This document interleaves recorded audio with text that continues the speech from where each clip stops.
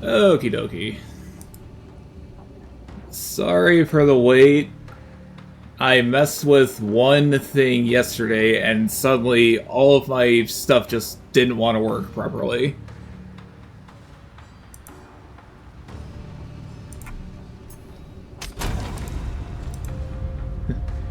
So I had to do my own tech support before coming back here.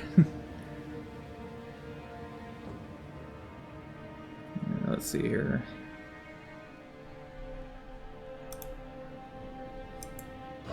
I completely forgot to transition over to the actual game and not have the words on screen.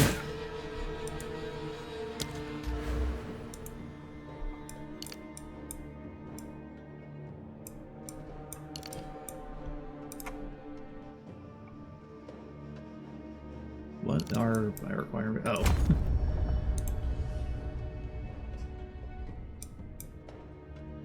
So anyway, here we are once again in Act 2. Yeah, just sort of felt like doing this again, why not?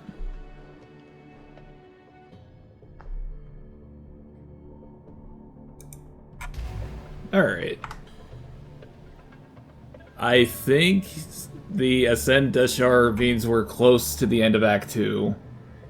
I don't know how many streams I'm starting by saying we're close to the end of Act 2, but I think we actually are this time.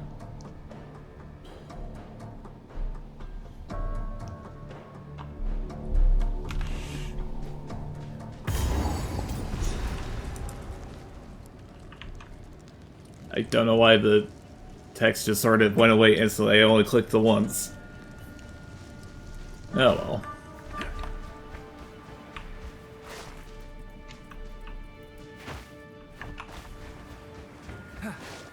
Given my current build, I wonder how difficult the Viper in Act 3 is going to be.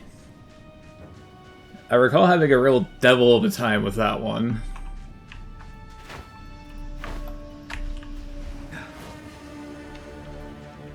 But, yeah, Act 2. I think we're just about at the end of it.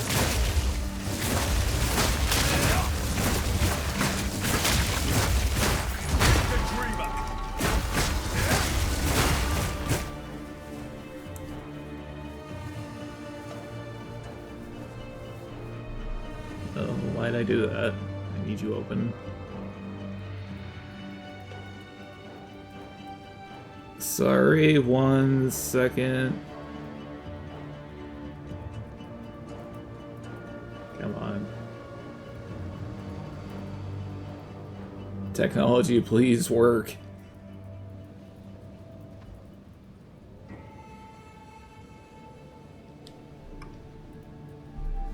Okay.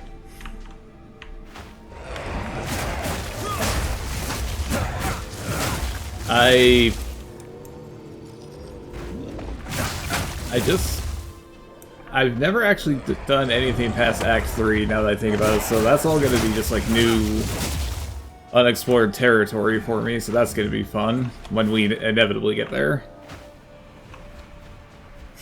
Probably get there right as soon as the new update rolls out.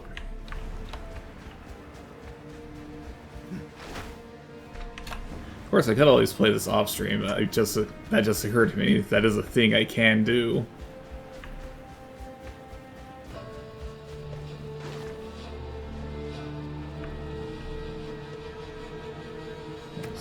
Let's see, what skills do I have?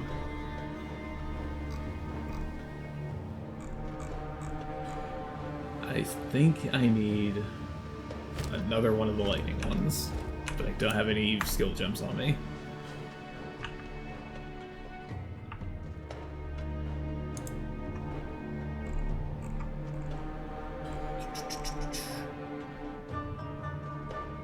Charged up. Combat frenzy. Okay.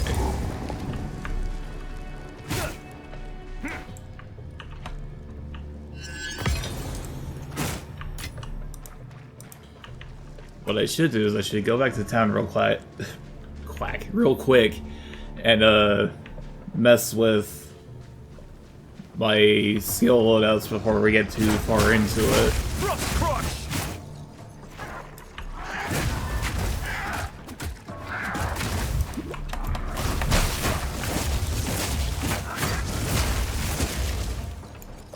course, that's probably not what I'm gonna do, but what fun is it to not acknowledge the things that I should do rather than what I'm actually doing?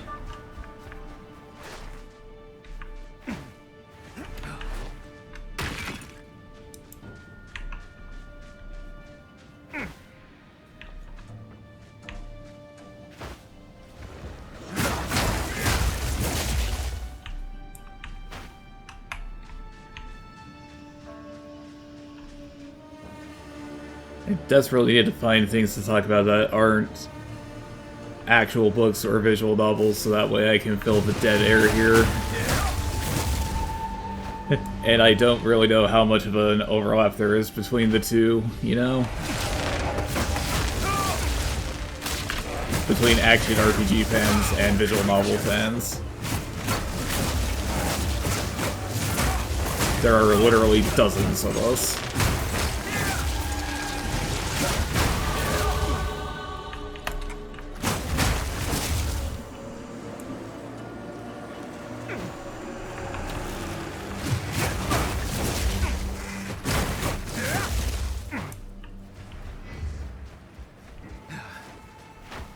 This has nothing really to do with anything, but I wonder if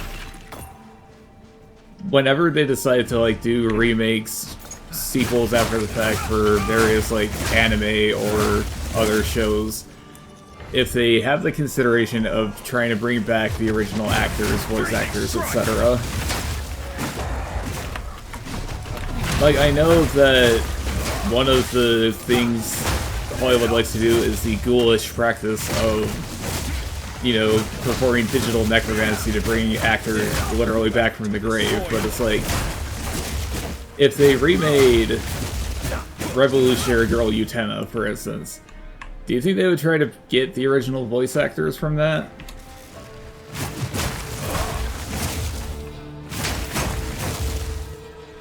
I wonder if the old woman who plays Goku still is alive, even.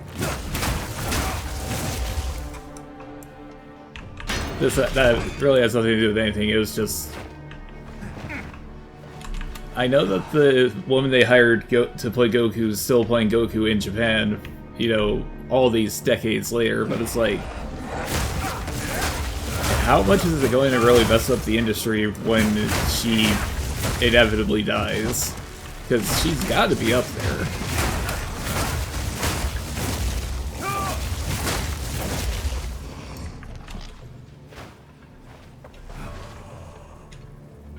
Of course, I also think you should actually just recast people in things. You shouldn't have just use the same old forever.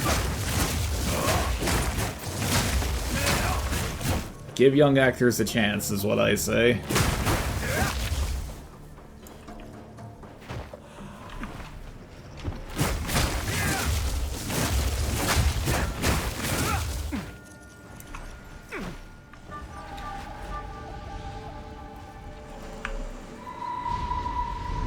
You know something I wish companies would do, like game companies and things like that?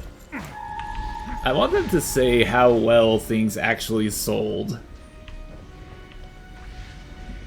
I know they won't do it because you're just giving ammo to your haters, but it's like, how many people actually bought, like, the Spider-Man Magic the Gathering cards? How big of a seller really was Secrets of Strixhaven?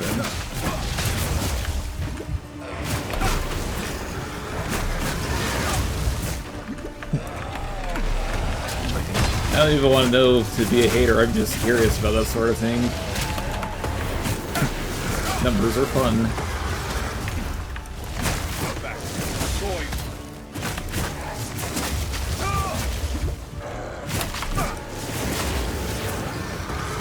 Like, I know that they're always happy to be like, Pragmata sold 3 million copies or whatever. Silent Hill F just sold 2 million, but it's like, the ones that they don't announce that sort of thing about, it's like, did it just do badly?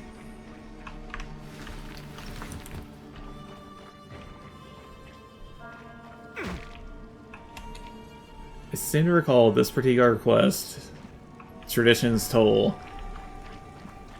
It's not a particularly uplifting quest because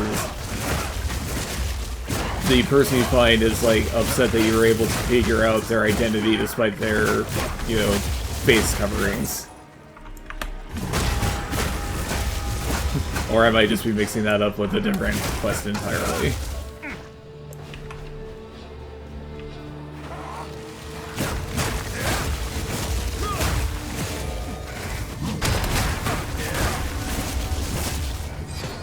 Oh, that was a waste. Why'd I do that?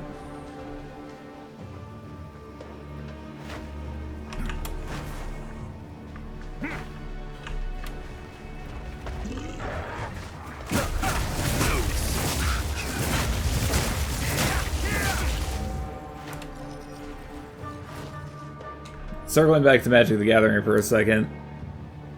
A while ago, not too long ago, a couple weeks or so, Wizards put out a statement saying that the Secrets of Strixhaven was like their biggest pre-release since War of the Spark back in like 2019 or so. I don't remember when that came out. I think it might have been. I think it was 2019. And so it's like, that was the biggest one, huh? You figured that one of these Universe Beyond sets would have been the bigger draw.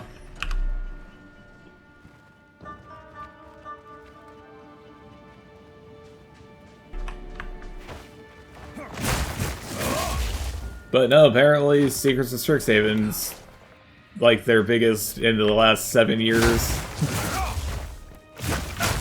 Which you'd think they would take some sort of lesson away from that about how people actually want the Magic IP versus fucking Ninja Turtles.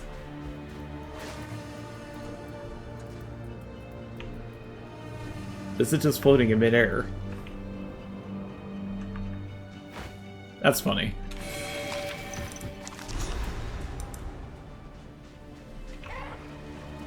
But, you would assume that, like, Final Fantasy or Avatar,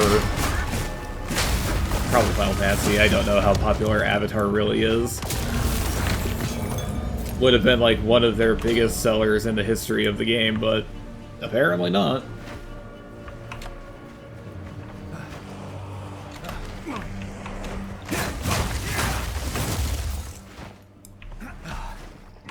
I'm perfectly fine with Universe Beyond sets just sort of crashing and burning because, for the most part, I just don't care for most of them.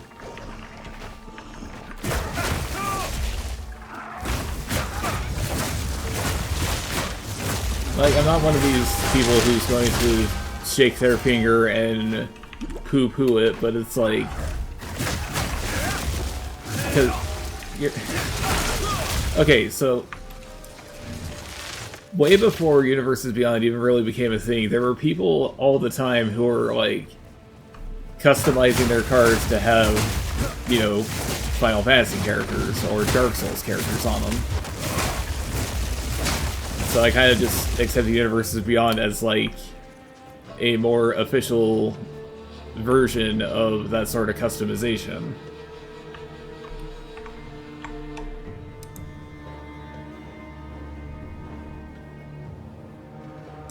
Just gonna reload that because I don't know why that's going so badly.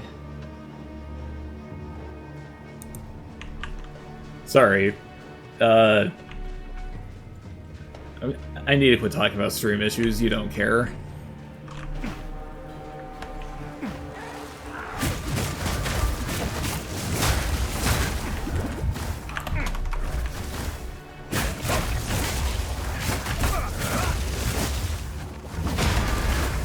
There's a card in Kamigawa Neon Dynasty, speaking of making customized versions of cards using art from other outside properties, called Ishin Two Heavens is One. I've always wanted to commission, like, an artist or just like a custom card maker to replace the Ishin on that with Ishin the Sword Saint from Sekiro. I gotta level up. But I just have never been able to actually find like a good custom artist. Plus also up until recently I've been just broke as hell.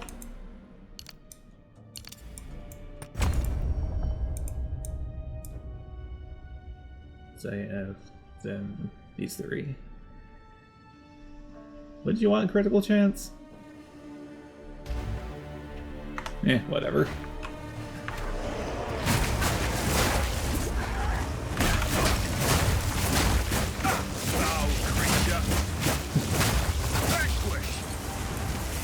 I'm trying to remember what the very first, like, Universe Beyond set even was. Like, actual set. Because you've got the Warhammer 40k cards, but it's like, those were just 4 commander decks. Same with Doctor Who. There were collector boxes for Doctor Who, but that was just like the cards from the commander decks that they made. Man, how long ago was Doctor Who Magic cards? That feels like forever ago. I guess the first Universe Beyond set, like actual proper set, was Assassin's Creed?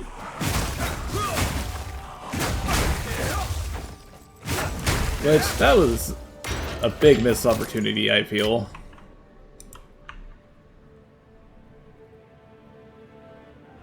Is that just a shield? I don't know, the focus is a shield.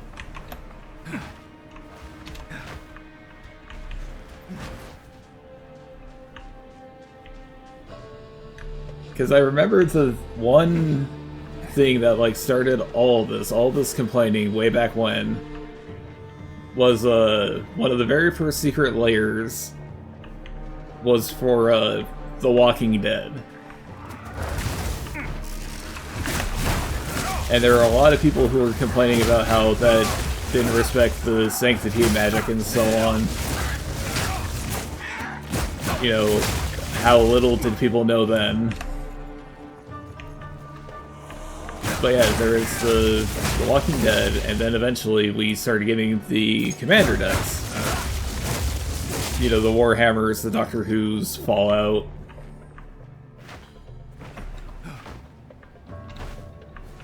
I recall there being some pretty decent cards in the various Doctor Who decks, but can't actually buy anything anymore because of scalpers, but fortunately every single card's only ever like 3 cents these days anyway, so you don't really have to struggle if you wanted like the 12th Doctor cards or things like that, because you could just get one for like a quarter. I don't even know which actor was the 12th Doctor. I don't really care. Should I go to the Path of Mourning?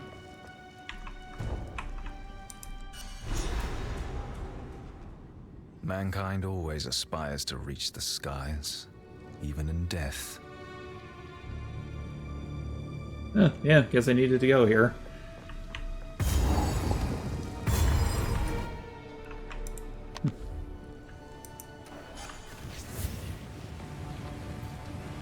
But now you got all these Universe Beyond sets that have like their special variant cards that are worth like $44 million. Whatever it takes. Like, I don't remember if there was anything that pricey in what the new set? Ninja Turtles. But I remember in Avatar, there was a card that was like a neon-colored version of Avatar Aang, and it was worth like $4 grand or so. Hello.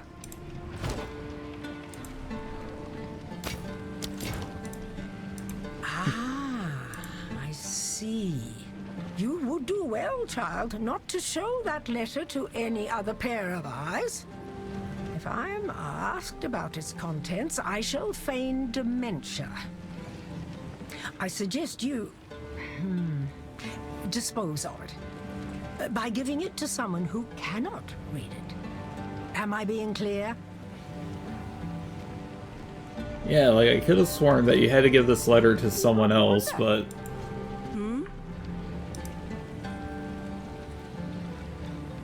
You found a letter? Here you go, For Shambrin. your sake, do not speak of its contents. I will burn it. When I have the opportunity, I intend to return to Deshar and mark the location of Lailuma's body.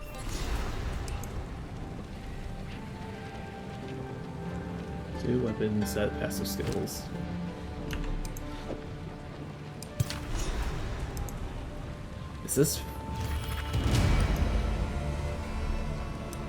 Is this for my ascendancies? I don't remember.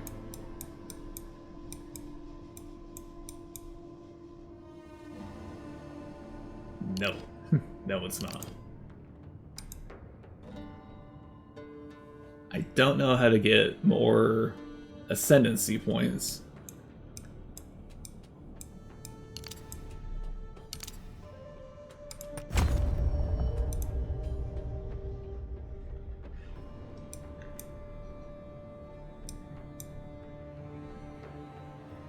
Do I need to go both there to get Deadly Force? Probably. But yeah, for some reason I just remember giving that particular item to a different character and this quest having a much different ending.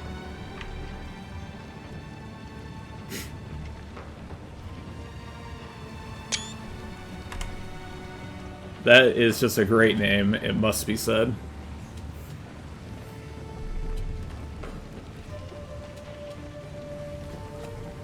Speaking of great names, this wasn't actually what the title of the stream was supposed to be. I was going to call the stream originally Inside You Are Two Wolves. One of them doesn't want to get married. The other one is gay and also doesn't want to get married.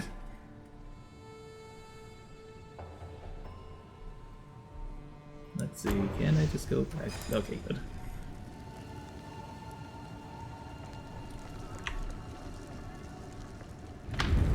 But in the end, my cowardice won out because I thought that Twitch might, you know, smack my hand and tell me stop calling things that. Frost Crush! And I don't think they would buy the whole, it's okay, I give myself the gay pass.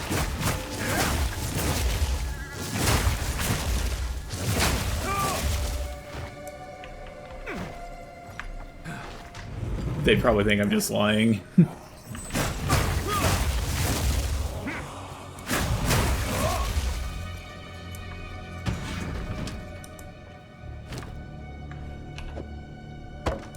Man, I'm making myself sad thinking about Magic the Gathering now.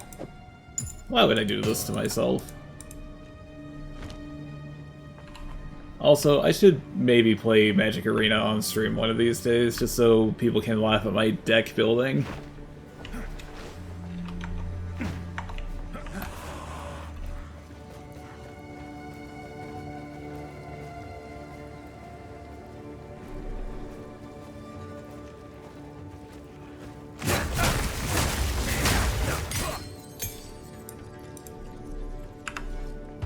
I keep forgetting that this game actually has an actual pause, unlike Diablo 4, where it just sort of brings up the menu, and if you're getting hit, that's it.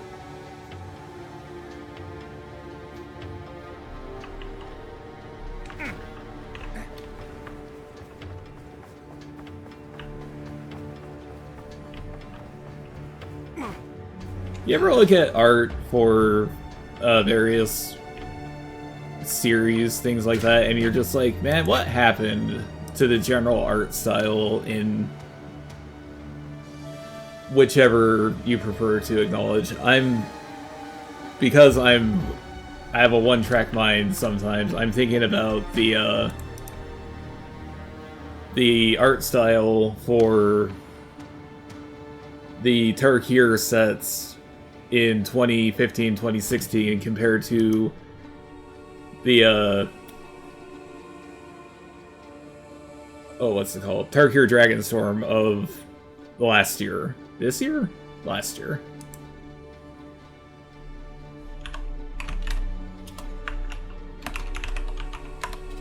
Why? All jumps.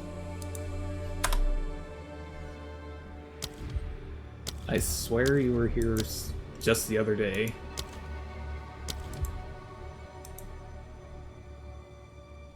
I really wish they had this in, like, alphabetical order.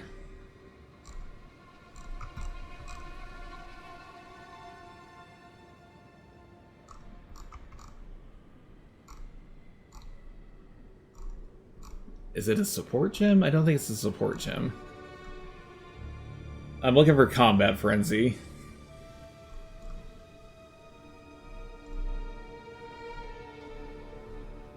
Of course, I also needed to quit bringing up every single thing just because I mouse over it slightly.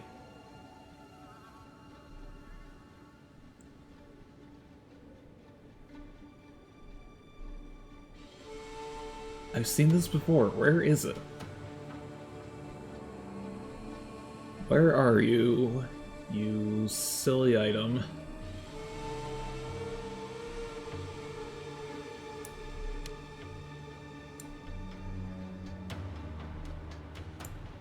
I guess I could just use the level 8 gem, make Tempest Spell stronger.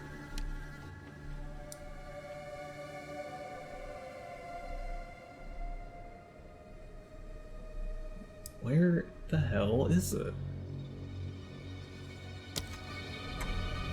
Oh well, whatever.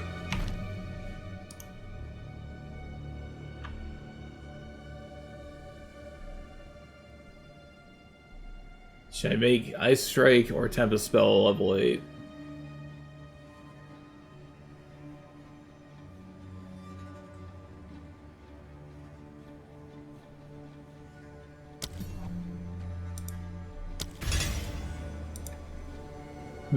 Make Ice Strike slightly better.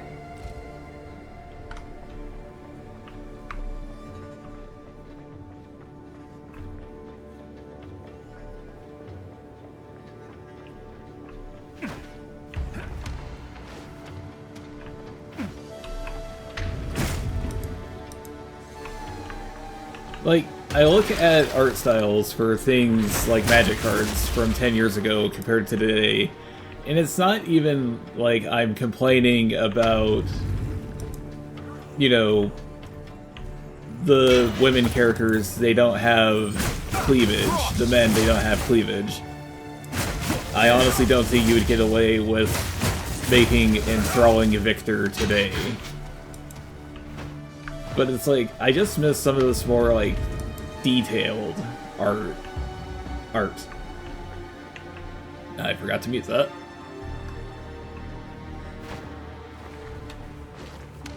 Like, in the original Tarkirs, Khans, Dragons, Fate Reforged, etc., you had, like, just some pretty gross-looking, like, monsters. Like the zombie creatures in the set, they would have like missing arms that like fell off, or partially exposed brains, that sort of thing. But you look at stuff from Tarkir Dragonstorm, and it's just like, it's got a more unified look, but it's just not particularly like detailed. I'm not even saying it needs to be more gruesome, since this is allegedly a game for kids. Which, I don't know if I can actually buy that anymore, considering you can't actually buy the damn things anywhere.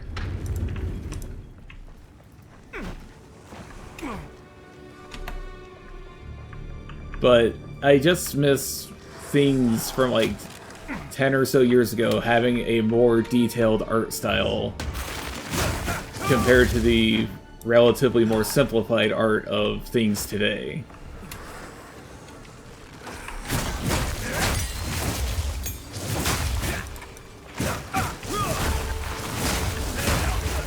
Like, I kind of suppose I can understand why they do it, because you have to have, you know, your 10 or so artists do like 400 cards every single set, so eventually details are going to get taken out a bit, you know?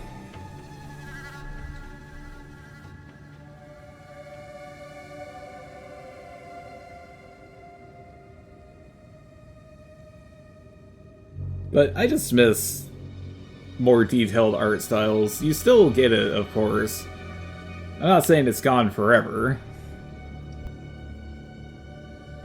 But it's just when you can have something you can directly compare it to. I miss being able to look at the more detail-oriented work of some games, movies, etc. compared to what releases today.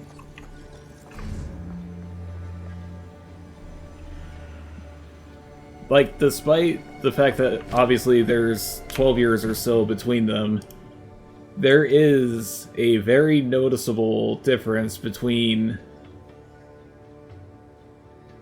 the art style of, say, Diablo 3 compared to Diablo 2.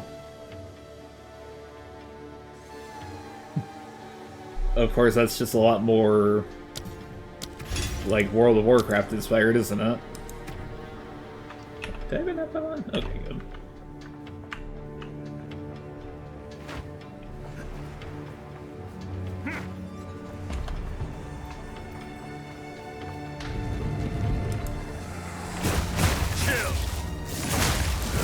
Like, I know people love to rag on the game Dragon Age Veilguard. Quite deservedly so, but it's like, if you compare the art styles just between Inquisition and Veilguard, there's such a noticeable difference in the lack of quality.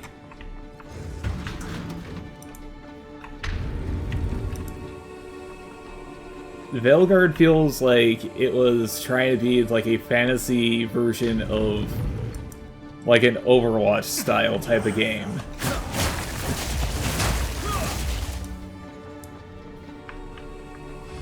If they showed up, I dread to think of what, like, Hawk would have looked like in that game.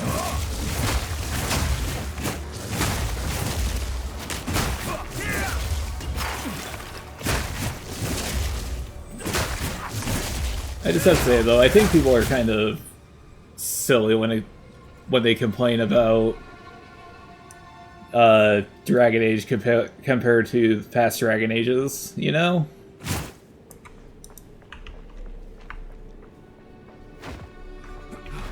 Unless you have, like, a very strong love of the franchise, that series does not hold up.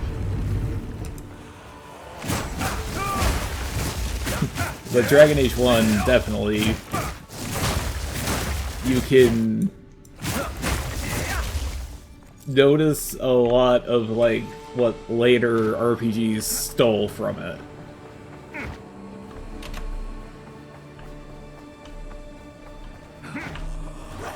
And just sort of borrowed for their own mature RPG.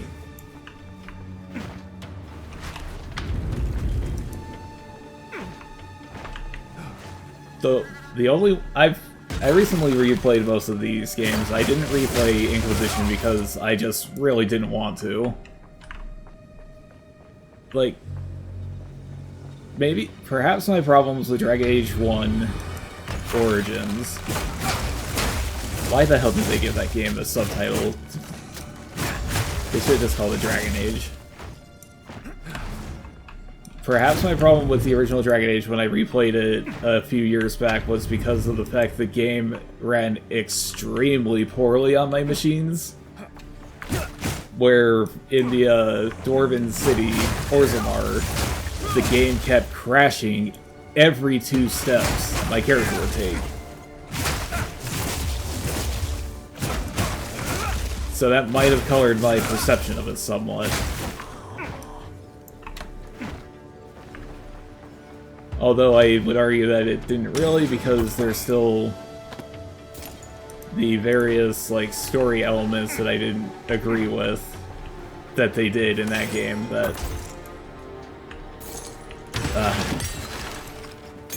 just be here all day if I keep going on about this.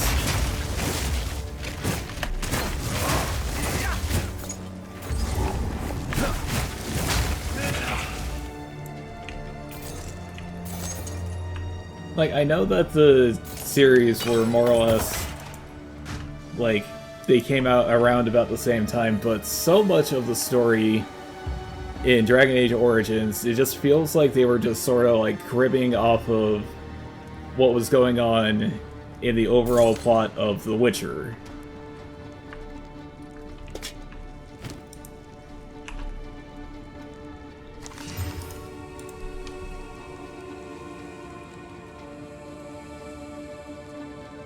See, I routinely get new items like the horror fingers here, and it's like, I should use them because they're newer items, but the Sorrow Grasp mitts, they got so many better perks along with it. I don't know. Eventually I'll wind up upgrading my equipment.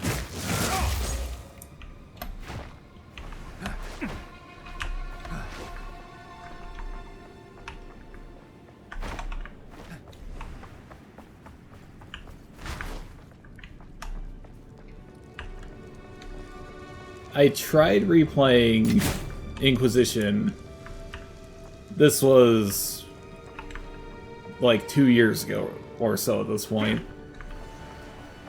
I hadn't played the Inquisition since I played it the first time on a PlayStation 4 back when it first came out. Which, that had its own issues when I played it. But it was one of those things where it's like, they kept slightly changing the gameplay systems that I just didn't think it was very good what they did by the end of it. Well, how the hell did that happen?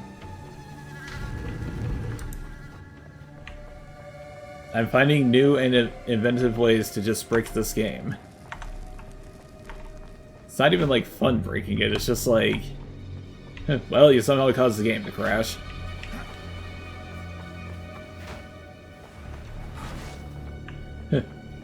That's right, somehow me standing slightly higher than a doorway is going to break the game entirely.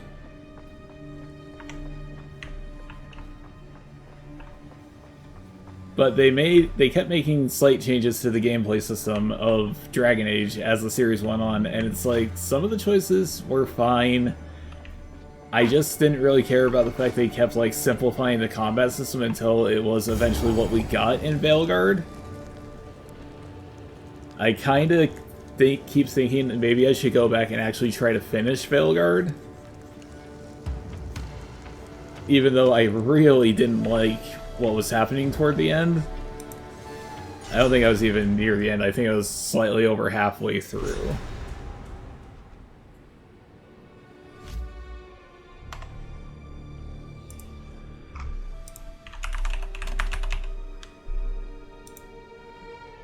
I was 48 hours in, and I don't think I was even halfway through the game. But, in the original couple of, Dragon Age games, if you wanted to, like, turn the camera to look around, you know, imagine this is like a typical third-person RPG, right? You would have to hold down the right mouse button, and just then you can move the camera. If you just move the mouse as it was, you would just, like, target things. Eventually, for Dragon Age Inquisition, they made it so you just control the camera directly by moving the mouse. The problem is, they once again simplified the combat in the game so you didn't really have to, like, babysit your teammates.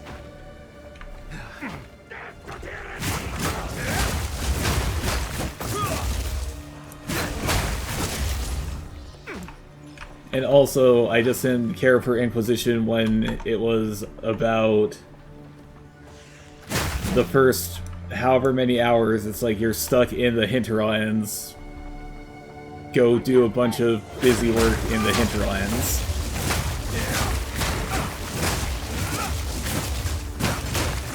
I distinctly remember there being the meme of the time to leave the hinterlands.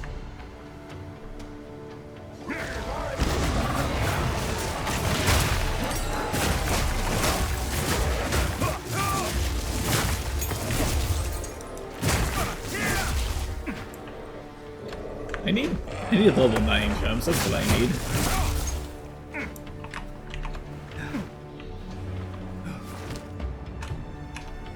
So I thought I had 2 level 8s. I don't know how to read.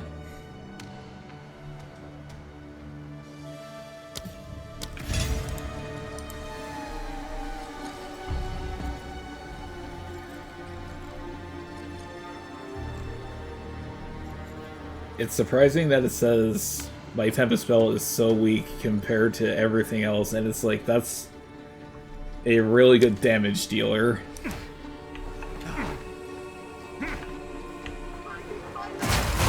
Frost crush.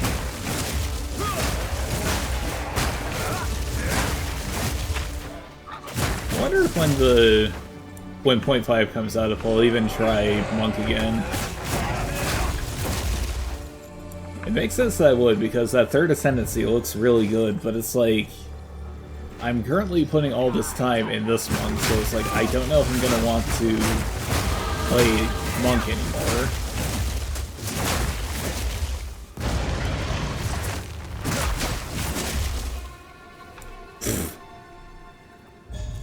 Oh, that's great. I love that.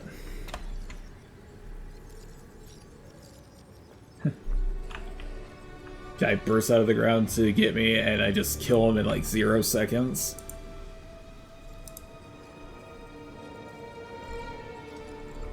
Come on, scroll down.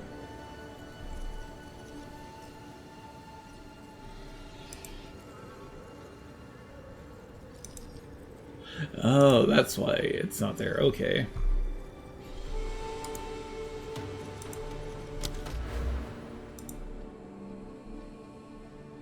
Or not. I thought that was Combat Frenzy.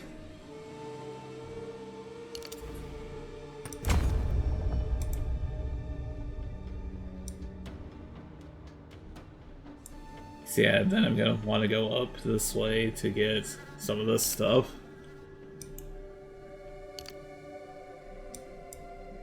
Like this Resonance. I thought that was Combat Frenzy, but it just looks similar, I suppose.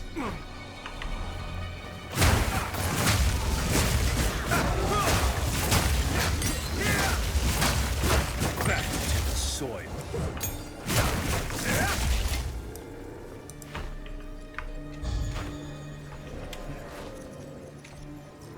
Circling back to Dragon Age, though. I don't remember what the line is, but there was one line in particular that a character says in Dragon Age Belgard that just made me drop the game instantly and never look back.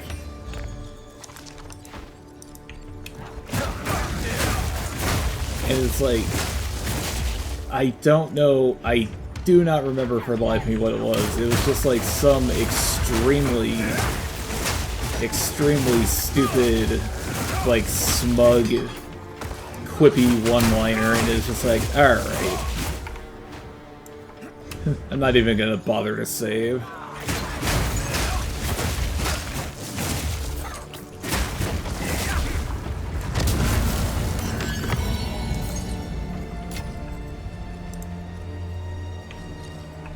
I should really download the game, install it. Download/install. Yes, those are separate things now. Well done. I should reinstall the game and just like delete my character just so I'm no longer tempted to go back and play it. The problem is it's 90 gigs and I don't feel like doing that.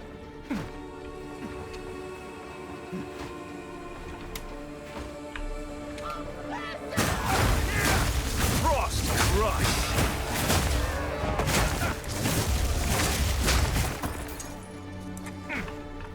I do remember that Veilguard is one of these games that made me realize that being a longtime fan of a particular narrative is kind of a losing game.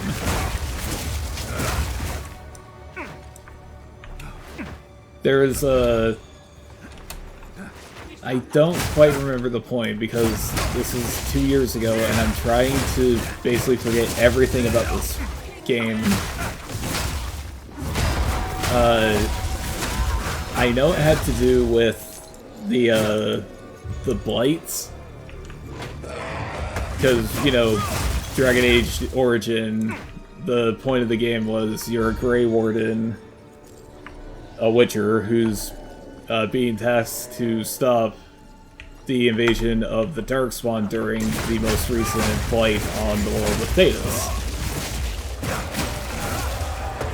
And I just recall, I don't remember the specifics, you might have played the game better than me, more recently than me, where there was something about a blighted dragon that shows up in Veilguard that just made me go, wait a second, this is going entirely counter to, you know, pre-established lore in the series.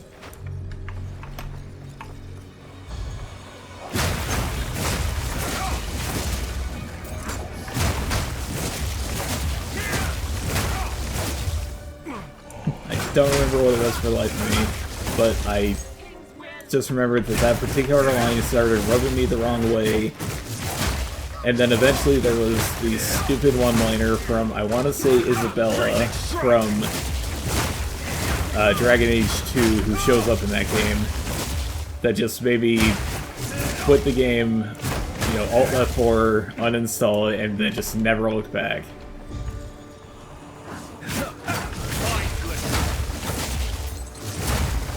But I do kind of want to go back to see if I can finish it because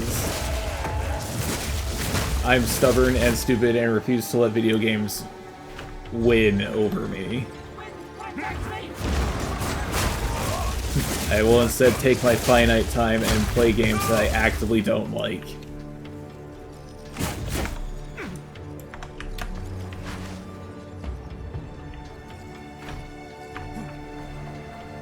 Don't know if I need to go that way just yet.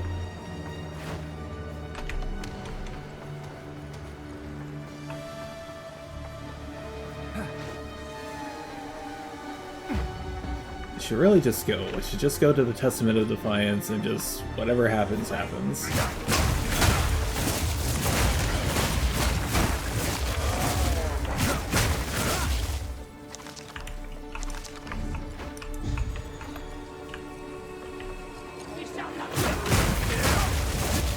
I remember back before Veilguard came out, when they were still making the game, you know, 10 years between Inquisition and what would inevitably be called Veilguard, they were going with the title, the temporary title of the Dreadwolf,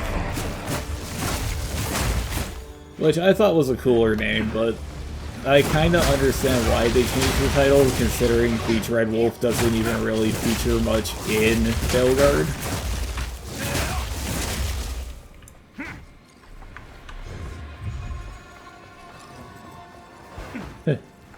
The funny thing about Veilguard, which I find funny anyway, I recall I specifically looked up a video that was all the endings for Veilguard,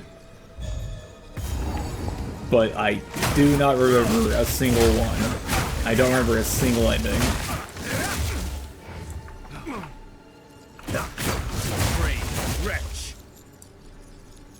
Like, I remember the gist of a lot of them, where it's basically just, you know, everyone dies because you sent them on the suicide mission without proper, like, a proper lineup. And, you know, you can have this character die, that character die, etc., etc. But I don't remember any specifics in these endings.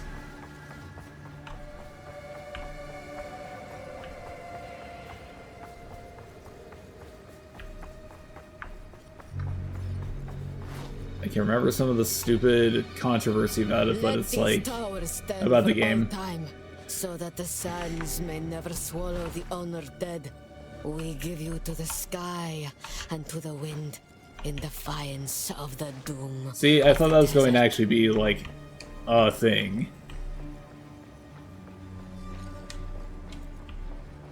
I do apologize if you actually care about like the little lore tidbits and stuff, but it's like I've gone through this before where I kind of don't care, so I'm just sort of hauling ass from A to B.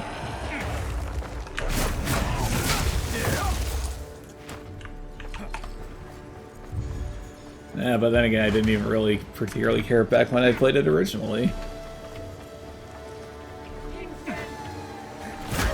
Freezing strike!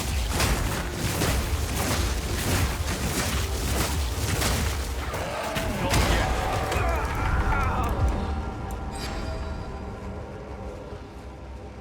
Damn it.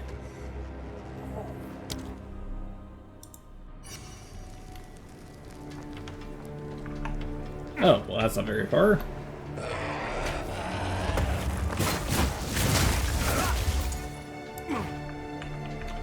I'm too used to playing other games. I thought for sure there was going to be a corpse run here.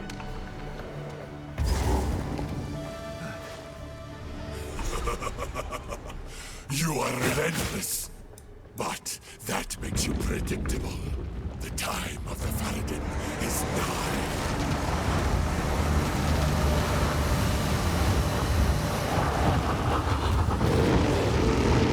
Yeah.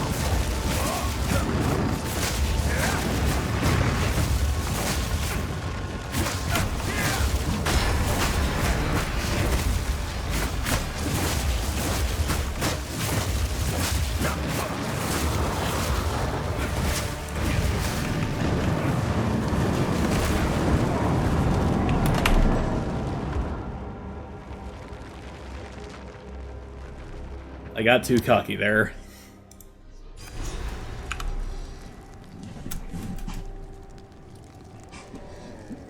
Ooh.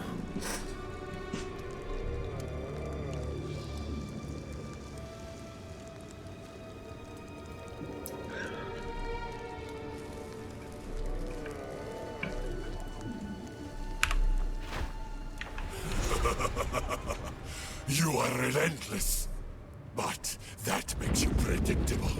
The time of the Faradin is nigh.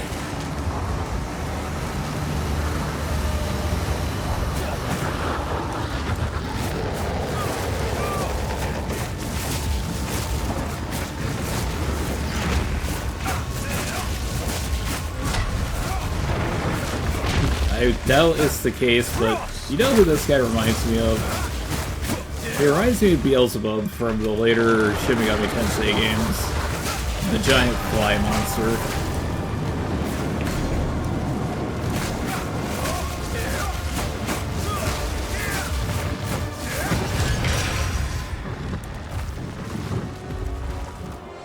Is it the beast I that don't vows understand. such horrors? This must end.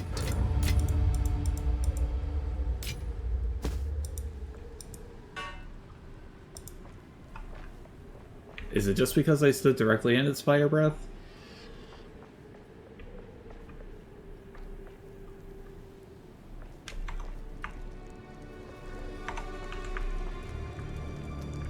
Huh, so yeah, I guess I should just head back to town.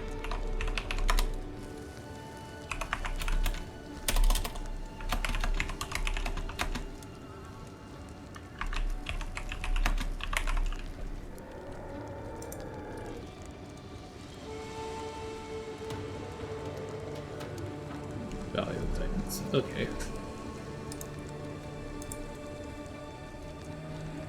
Can I don't think I can just... I might be able to waypoint my way over there.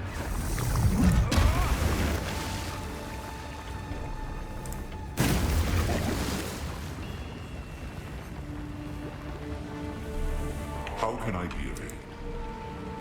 I more or less gave up on just trying to figure things out on my own. I just googled where to use the the relics here.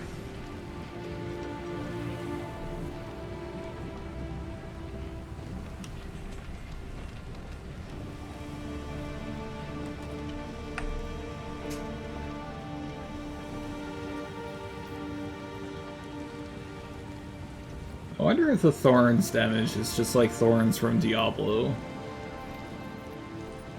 I imagine so.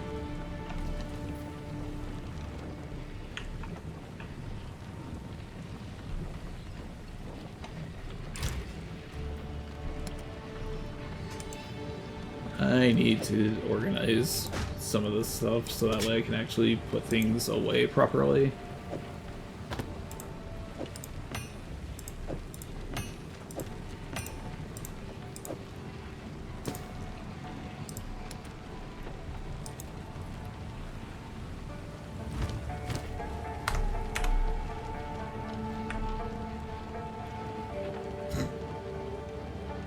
I just noticed that evasion rating, and I'm being so mature about it.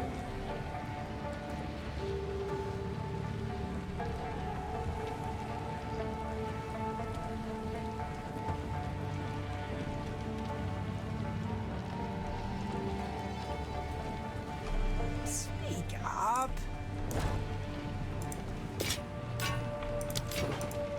I will tell your tale.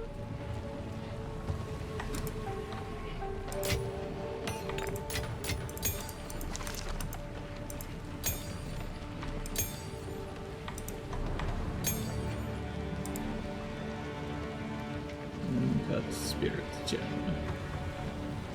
Oh, that's a level 7, that's why that looks different.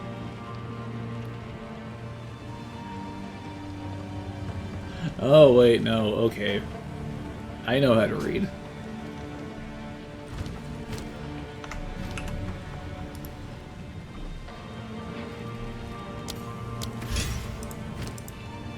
I figured out why this looks different. And I really think I should just hold on to it some more.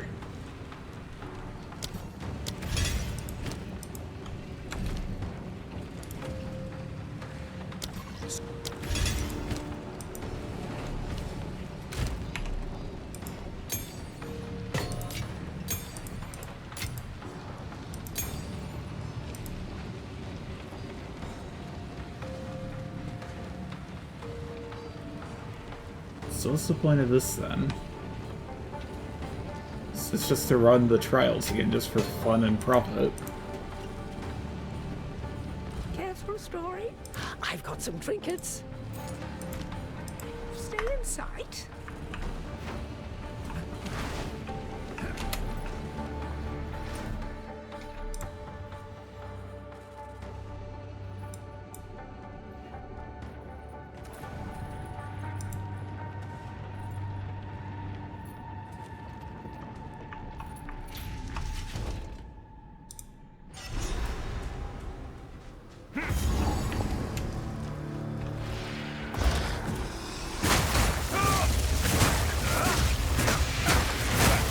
Soil. Frozen lash.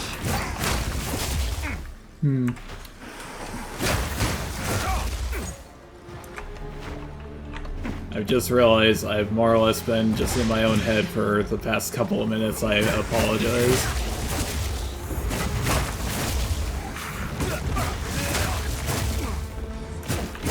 The reason we went back here to the Valley of the Titans is because I just gave up entirely on trying to remember on my own where we need to use these two relics. And so I just googled it, and it was just like, yeah, you go to the Valley of the Ancients. There's an altar here. And so we're here searching for that. Shit.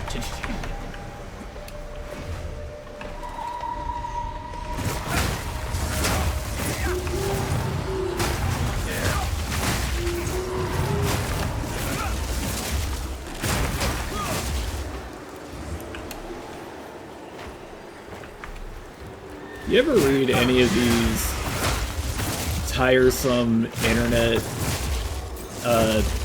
debacles about how games are ruined forever because of X, Y, and Z. I can only assume you have. Hell, maybe you're actually mentally well and you decide not to read things that are actively harmful to your brain. But I just remember Dragon Age Failguard, because this is what I'm choosing to focus on because I have no opinion about the current one. Everyone just decided to rag on the game because of the way they made one character look.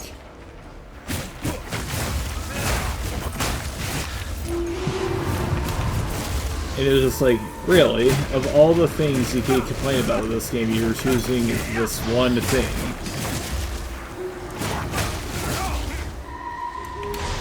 But then again, I suppose it is entirely dependent on people actually playing games in order to have strong opinions about them.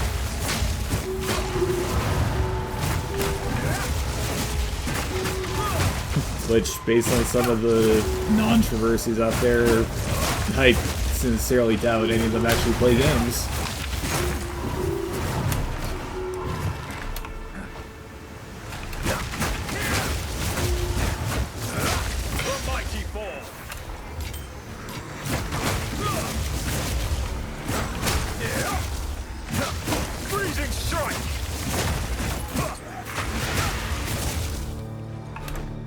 Apparently, and this is just me I might be misremembering it. I remember that Veilguard was originally going to be like some multiplayer class-based shooter type of deal. Which, thank goodness they rethought that, even though I didn't like the game.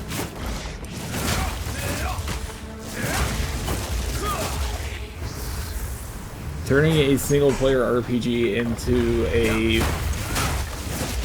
a class-based, more or less hero shooter just seems like a tremendously poor proposition.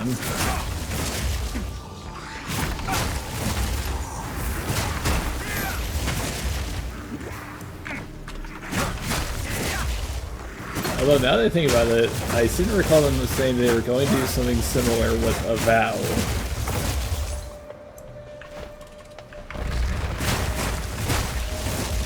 It's kind of a shame that so many games come out at any given time that nothing gets any chance to survive the internet discussion of the week.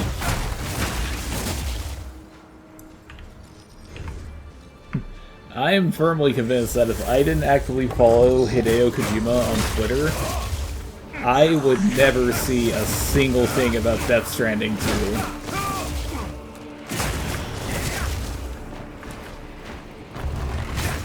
At least from the perspective of, just people talking about things on the internet.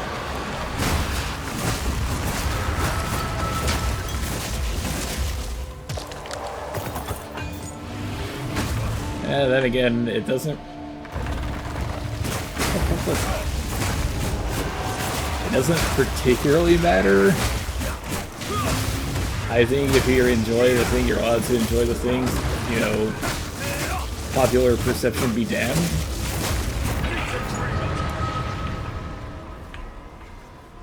But it's just, thinking about it, there's all these games that come out at any given time, and you only ever hear about them, on the internet, in general internet discussion, for about a week, maybe two. And then gone forever.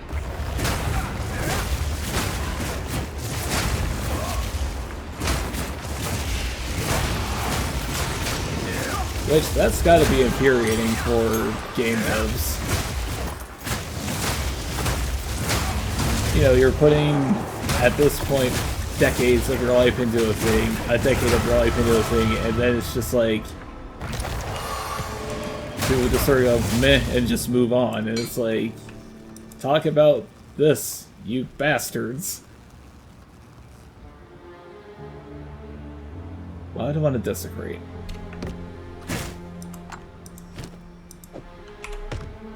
Get out of here.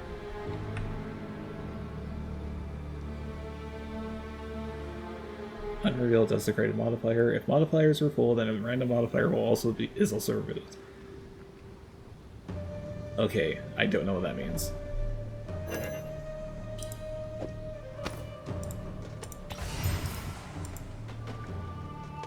Oh, right. I need to go throw this in the abyss now. Okay. I could have sworn desecrating did something else.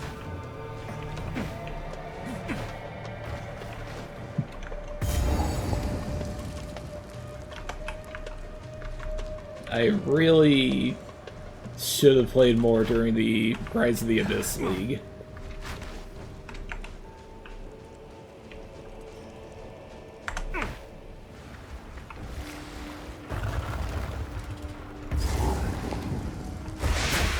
Frozen lash.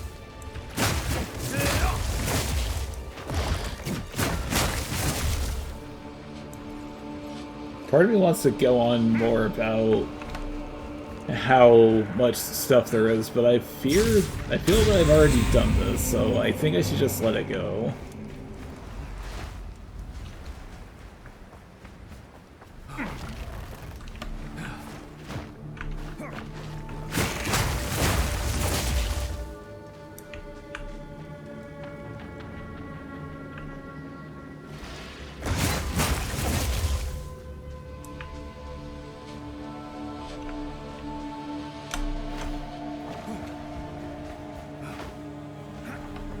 Part of me wanted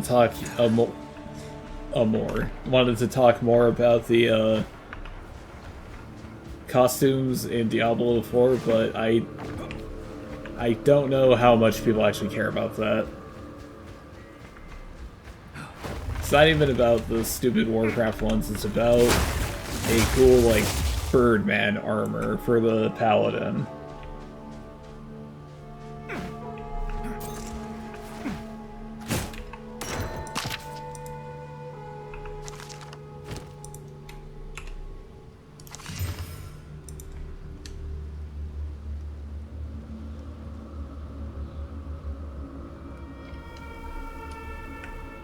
For a split second, I thought I was comparing this particular vest against itself, and I was really confused for a moment.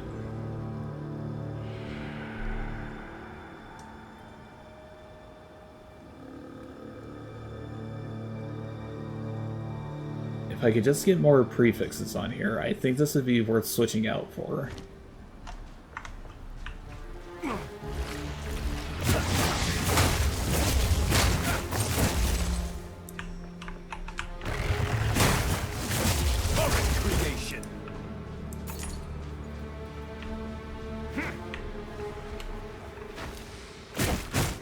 Since they're doing the big, like, lead up to the Return of the Ancients here, they've been putting out some videos to, you know, hype up to the current season, the new release season and all that. I could have sworn that the warrior already had a skill that let him throw his shields.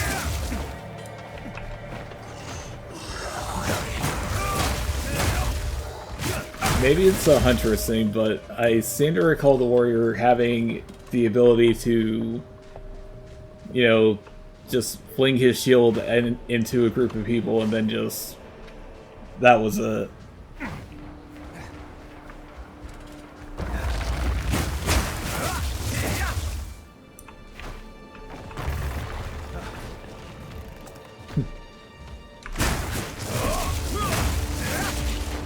But then again, that might have just been, I was thinking of some other game and just mixed up the two.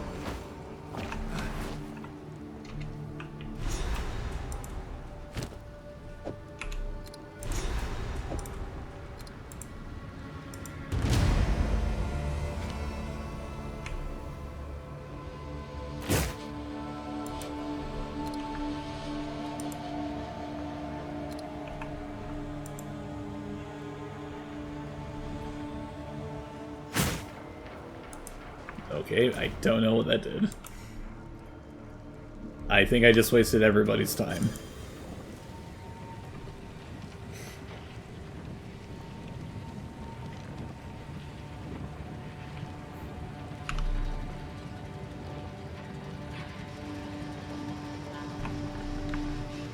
I must restrain myself.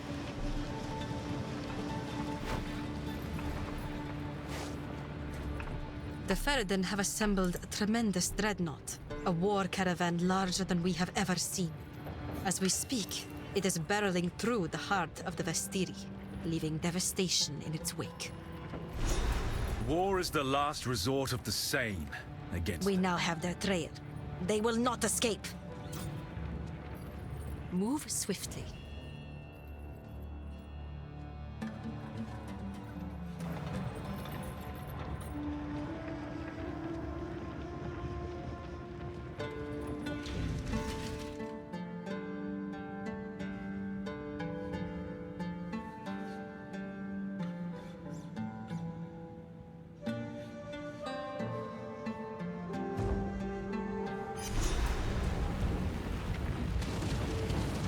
Ready yourself. We must prevail, no matter what. We fight to the end.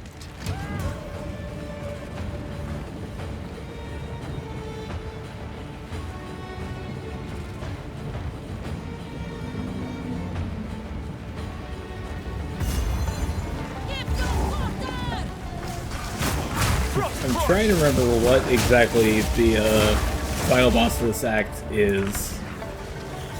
Because I seem to recall it being just more or less like a guy who can shoot lasers at you. I kind of miss the Act 1 boss, Gianor, just because he's a cool, like, tentacle wolf monster.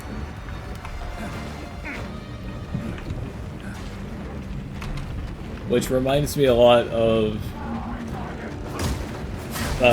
Bloodborne, obviously, and this old set from Magic the Gathering called Eldritch Moon, which featured these, you know, weird, gross, tentacle Cthulhu monsters called the Eldrazi, and a lot of the card art featured people and animals just like having like extra eyes burst out of their bodies on like eye stalks, and just like other gross like weird mutations as they were taken over by the Eldrazi.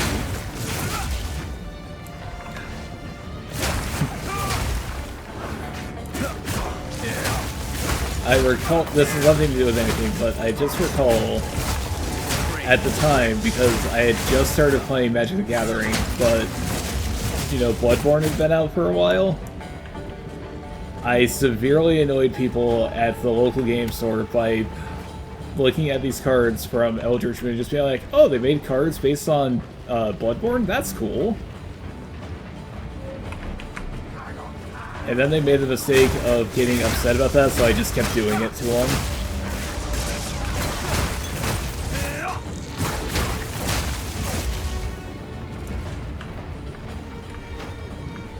There's this card in Eldritch Moon called Hanweir the Writhing Township, which is basically like every person in this town called Hanweir, you know, got like melted together into this weird, gross monster pile.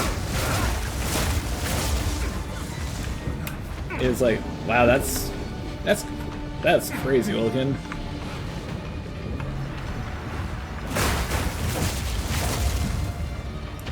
And of course you got Brazella, which is this gigantic angel monster abomination.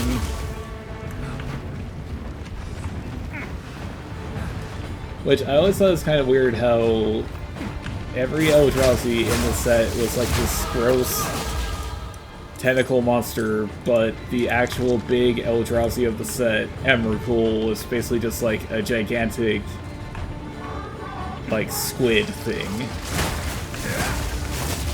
Frost crush. I know they kind of went back to talk more about what happened with Emrakul after the end of the set, but it's like, I'm kind of surprised they've never really brought the Eldrazi back in Magic the Gathering. But then again, given what they did to the Phyrexians, I kind of don't miss that. I don't like the idea of them bringing them back.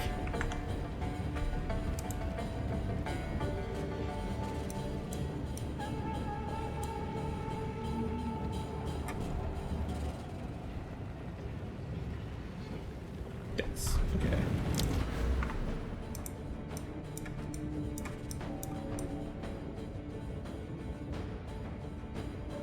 Am I missing something here?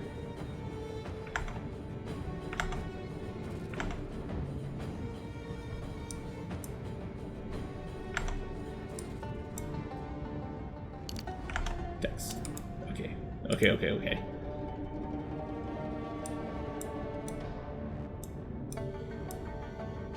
Because I know we're working our way up here now.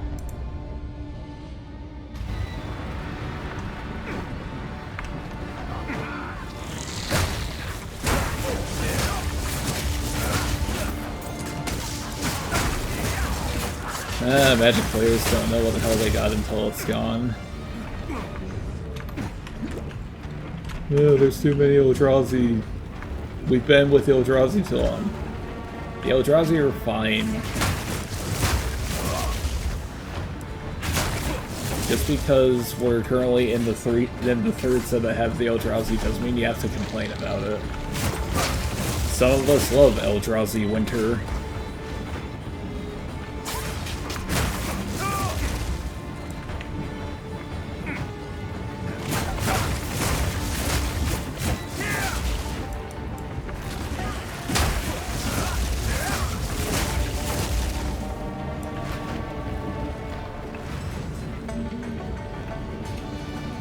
But yeah, I think at the end of the Eldritch Moon set, I don't want to call it the leader Eldrazi, but there's, you know, a gigantic monster who's clearly calling the shots, named Emrakul, which is just like this gigantic kaiju monster that in the canon of Magic the Gathering, it has the ability to more or less like take over people's minds. And this is of course represented in the card by being able to just take control of your opponent's turn for a turn.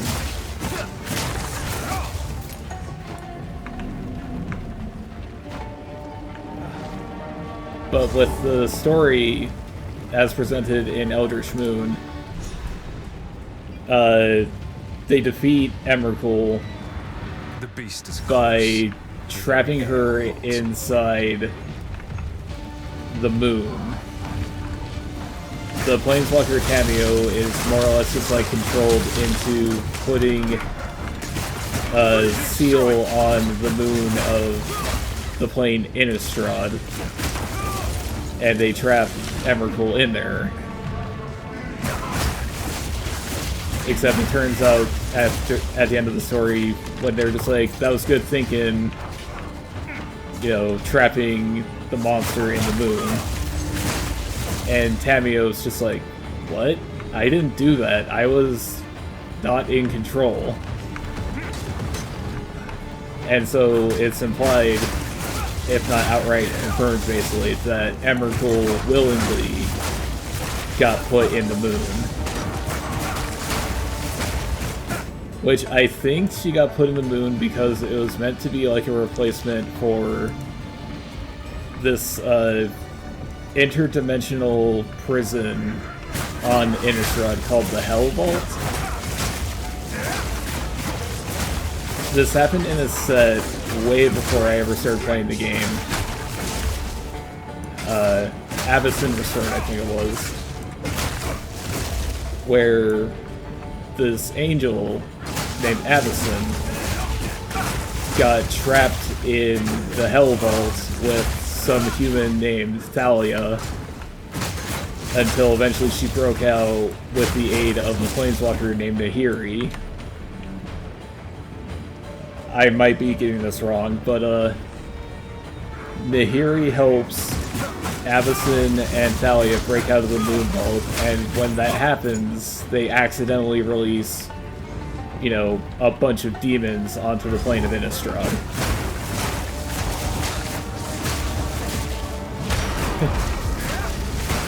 And so I think when they trapped Emrakul in the moon, this was meant to be similar to when they put the Demon Lord Belzenlock in the Hell Vault, and when every, like, demon, Avison, and so on just sort of got trapped in there. I think that's what they were going for.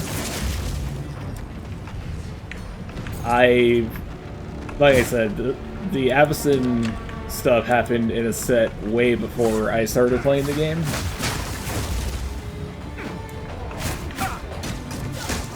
I only ever started playing the game in like 2015, 2016, when we went to a plane called Zendikar.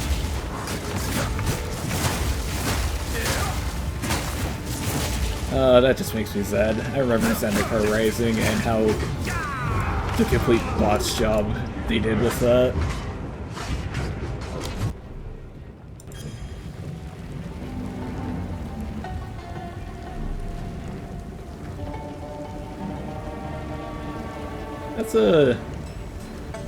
These are gross files.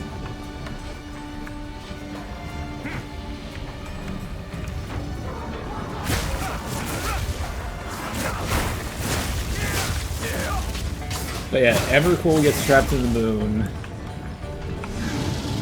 and it's implied, if not outright confirmed, that she more or less imprisoned herself.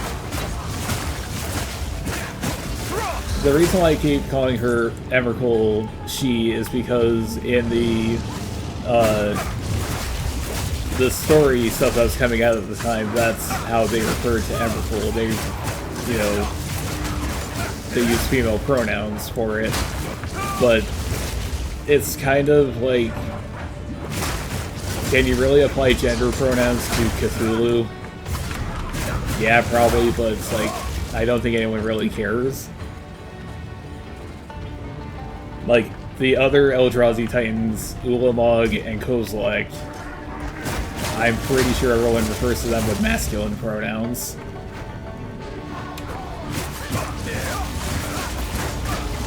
So, but she gets imprisoned in the moon, and then when we went back to Innistrad years later in a Innistrad Midnight Hunt, it was implied that because Emrakul is in the moon, this is affecting the werewolf population of Innistrad.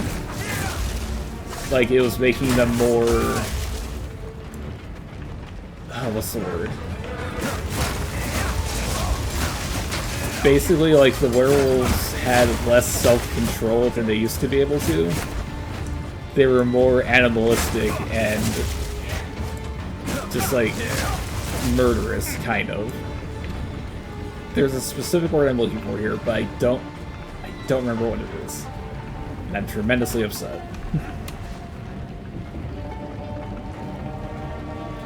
Not animalistic, not ravenous. Oh, it's gone.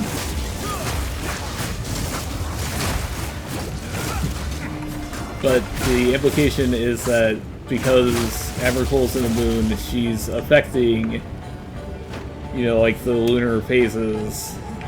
So werewolves are able to retain their werewolf forms for longer at a cost to their, you know, their own sanity, basically. And then eventually this leads to a bigger fight between the vampire clans of Innistrad and the werewolves, even though nothing really comes of it. because the next set is Crimson Vow, which is about The fool under the hooded one's sway. Do you even know what he is? No matter. You'll find my king. It kind of looks like the guy is just sort of petting the abomination, doesn't it? My king, take the power you were promised. Just giving it a little chin Put an scratchies. end to this nuisance. The Sigma of the Altura. Bow before your king. Freezing strike!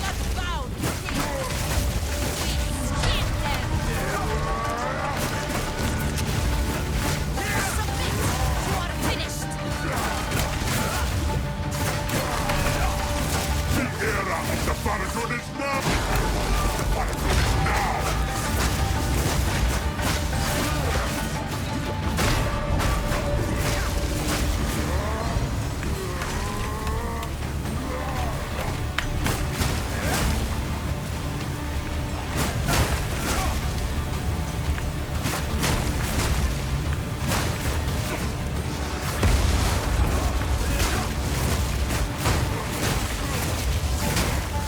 We're running out of time. End this. Go, my queen! What are you doing?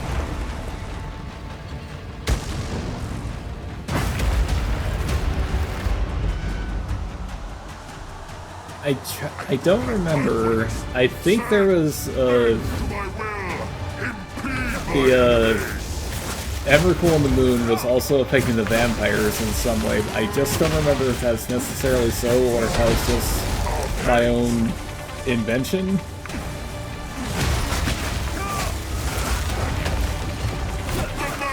So I remember the werewolves, the vampires, I mean, were hardly in Midnight Hunt. And I don't recall there being very much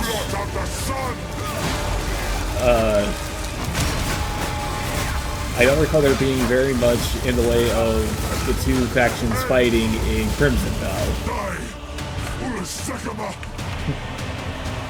I seem to recall that most of Crimson Vow and Midnight Hunt were more or less about how the humans were having to deal with the situation.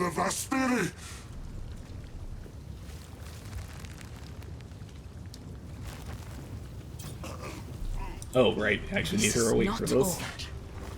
I was sitting here waiting for him to explode. I return you to the embrace of death! It is done.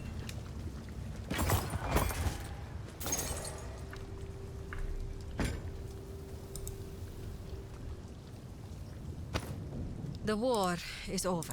Return with me.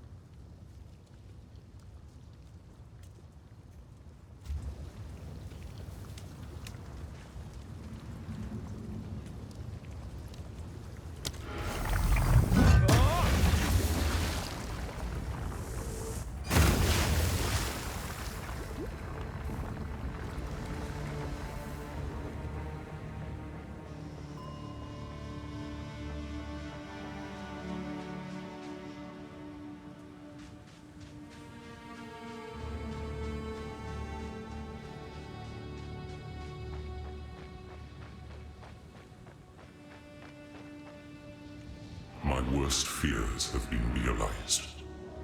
The beast is beyond our means now. I must know the truth if I am to continue. You're right. I have not been entirely forthcoming. It is time I told you who I truly am.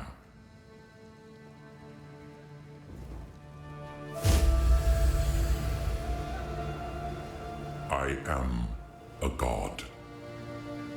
I am the thief of virtue. I am sin. And I have failed once again. It was I who created the beast. The seed of corruption that now threatens to grow anew. And it is my responsibility. As it is my creation that once again threatens all of Rayclast. It is by my hand that it must be contained.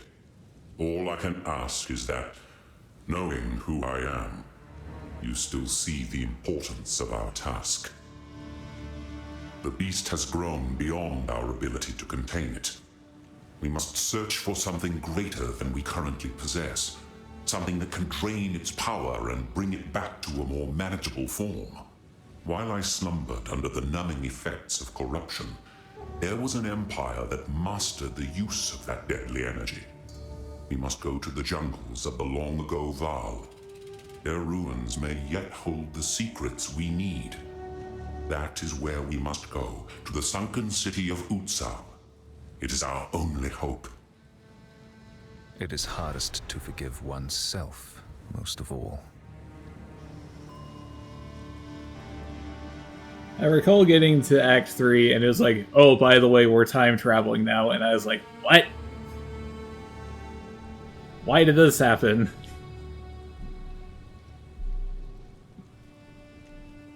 Also, say what you will about the hooded one.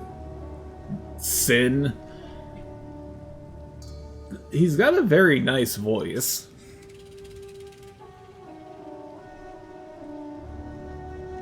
Oh, he kind of reminds me. And it's sort of a stupid thing to get reminded of. He reminds me of this one angel from the Shin Megami Tensei series, Mastema. Even though they're like nothing alike character-wise. You learned. Time is short. Make haste. I don't think it's just because of the whole robed thing. But it just... he reminds me of Mastema for some reason. But I don't know if Mastema actually has a voice in 5 or the 3DS remake of Strange Journey.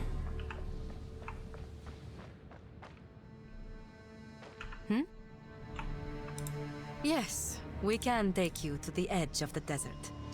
Then we will continue to track the beast. You must find a way to contain it. When we find out where it is being taken, we will seek you out. Until then, may the winds ever be calm on your paths. The beast has grown too powerful. We can no longer contain it through mortal means. There was once an empire that embraced corruption. They studied it, mastered it, and became the greatest civilization the world has ever known. But it led to their destruction. Our allies will continue the pursuit of the beast, but we shall undertake a different search. We must go to the ruins of the Val Empire, in search of a weapon against the coming cataclysm.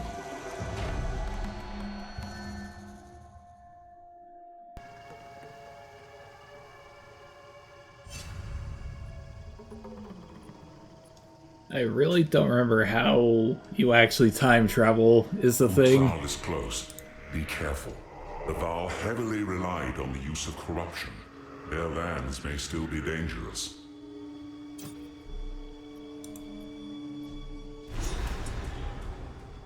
Well, that's not really much of a help on what to do now, is it?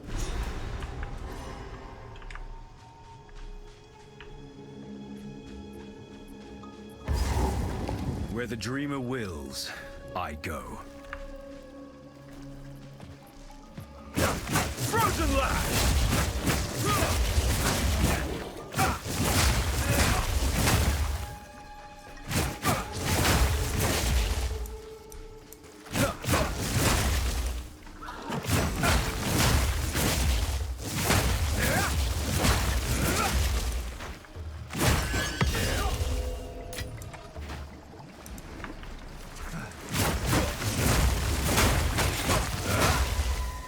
Blood thief.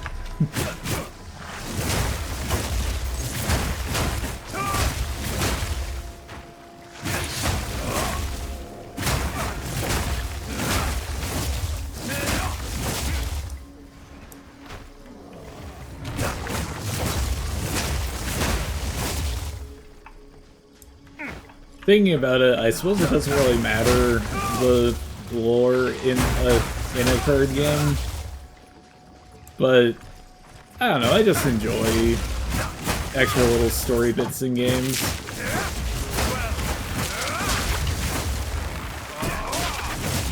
Like on Magic cards, at least. I haven't played Hearthstone in forever, so I don't know if they still do it, and I never stuck around very long with Legends of Runeterra, where it would have, you know, just like flavor text where it talked about, you know, how the werewolves, for instance, do this, that, or the other. I would always be like, oh, that's a neat little thing.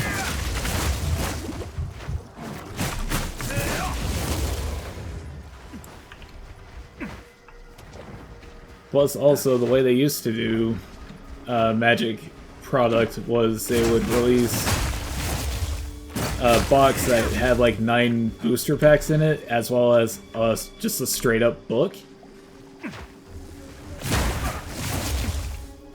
Again, this is long before my time, but I've seen pictures of it, so... Then eventually they just sort of started doing the online stories, and then those just kind of fell off to the wayside for a while.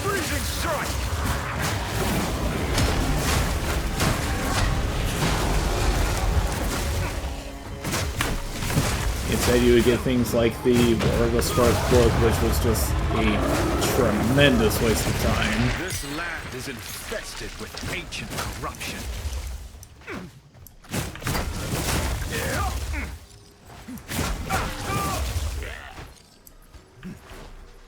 I recall back in 2020, maybe it was 2019, they were doing a,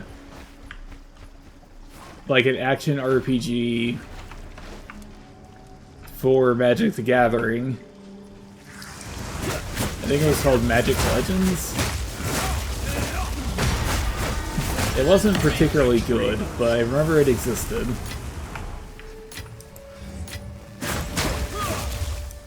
Then, of course, like so many games, it just sort of fell apart and just died because that seems to be the fate of most free-to-play games.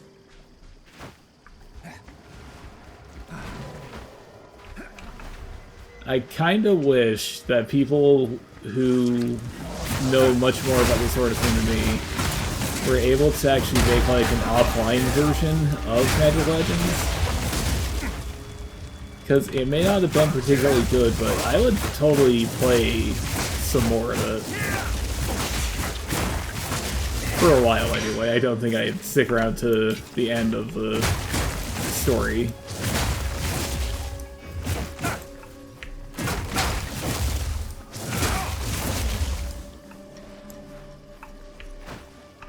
Like, they did it for the DC action RPG, DC Heroes. And it is not the same sort of game at all, but they've done it for Babylon's Fall, of all things.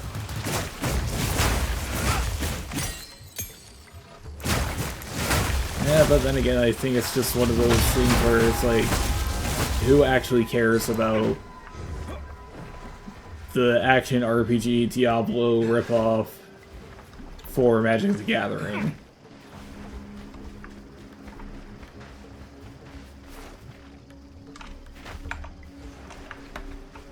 I recall being really sad when that game died, because there's so much they could have done to like use the Magic IP for a video game. Every single action RPG has their, you know, desert level. as much as I don't like them, I've come to accept the fact that this is just going to be, fuck. This is going to be a thing in basically every action RPG ever. You could have taken the setting for the Egyptian-themed magic set Amonkhet and made that, you know, the desert level. You know, for the adventure, the general adventure, you could just put it on Zendikar. For the Halloween stuff, you could have put it on Innistrad, for instance.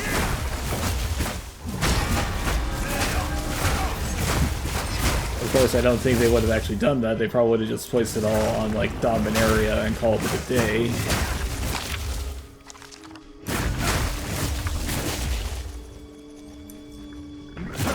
I'm more or less just hoping that you know what I'm talking about and aren't just sitting there like, what is this crazy guy talking about?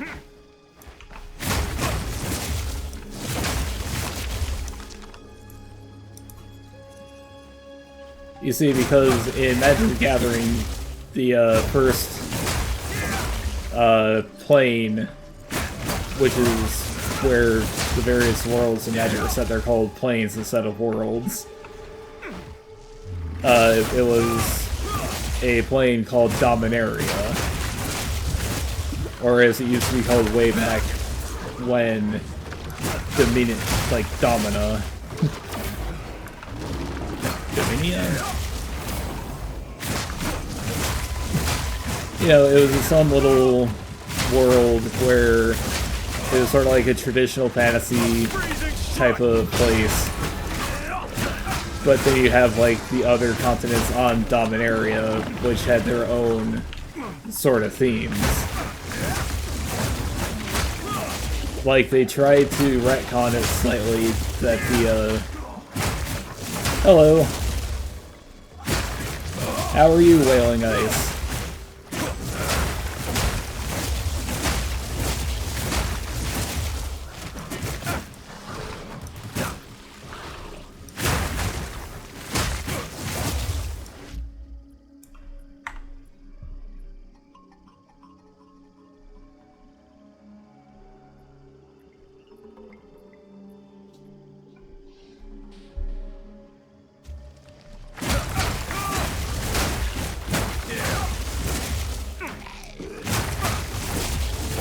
I'm currently talking about the old Magic the Gathering action RPG, Magic Legends, and how they could have used Magic the Gathering to have, like, different areas in the game.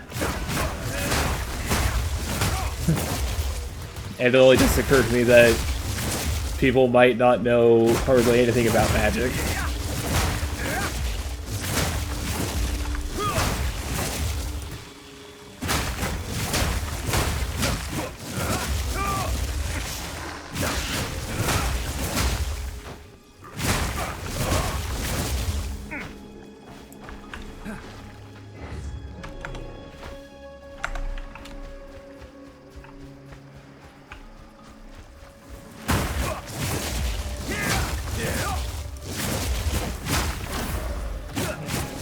So, but anyway, they tried to retcon it later on, but the very first expansion pack to Magic the Gathering that wasn't just the original base sets was one called Arabian Nights, which, you know, it was set in, well, the framing device was like the Arabian Nights 1001 Tales type of thing, but later on they would try to tie it into the world of Path of the Gathering by saying that it wasn't Arabia, it was actually a separate continent on Dominaria called Arabia. Arabia? Which is kind of funny considering you had cards that were just straight up like the Bazaar of Baghdad, the Library of Alexandria, that sort of thing.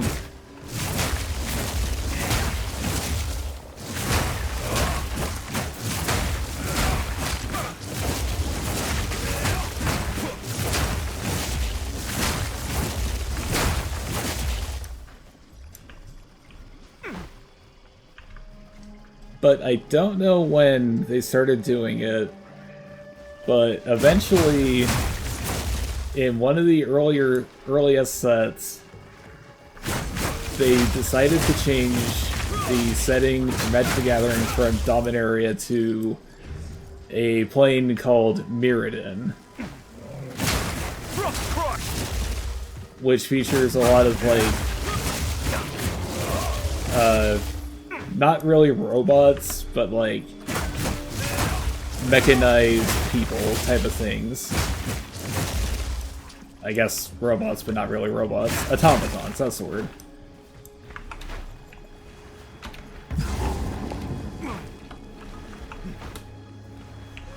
You know, eventually you get, like, all these various planes that have different flavors. So you got, like, Amonkhet, which is Egyptian themed, where the world of Amonkhet is just set in, you know, the world of not Egypt. But you still have, like, they introduced a set of gods in the set, and one of them was a crocodile god named Bantu.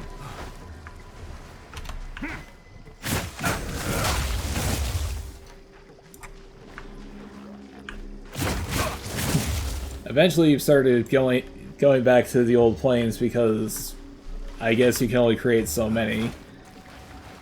But, like, one of my favorite sets/settings is the Streets of New Capenna, which is a set that is set on the world of New Capenna, which is basically like a 1920s mafia crime theme, where you have the 5 factions vying for control of New Capenna, but they're all, like, different type of, like, old-timey mobsters.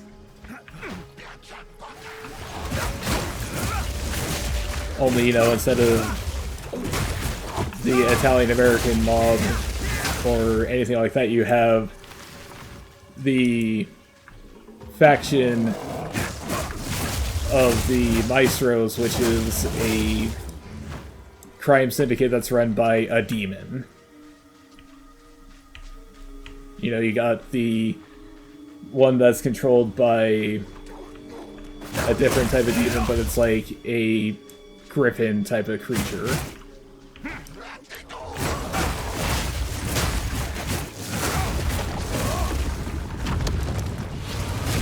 I think the whole point of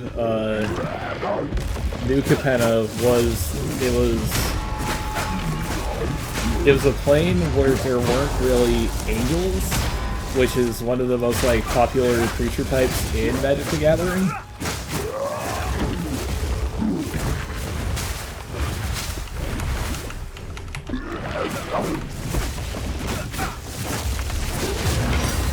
Ah, this guy's taking forever to die.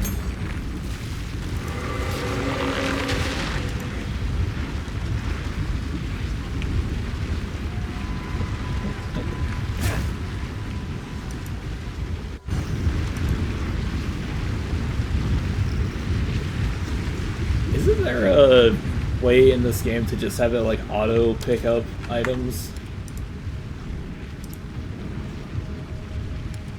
I could have sworn that there was.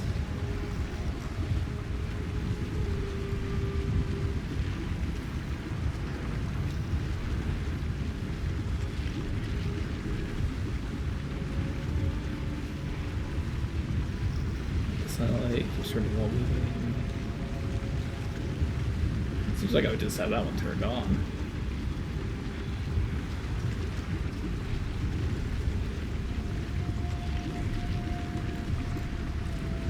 I can figure this out later. You don't need to watch me play around with options.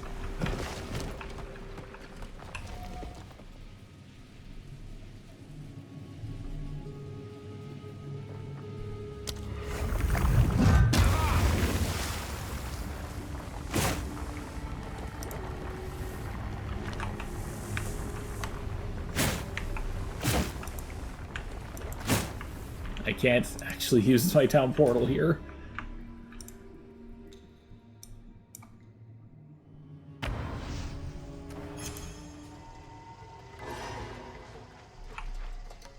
Greetings.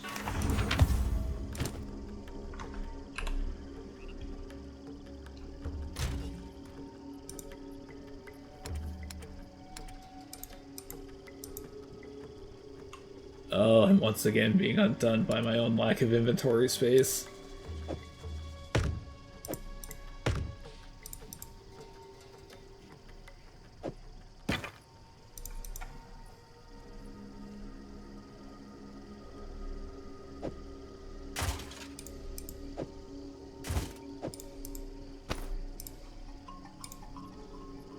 I think the gimmick of New Capenna was there was no actual angels. Like, I know there was one angel introduced in the story who was important because of the fact that there was, like, no other angels that existed.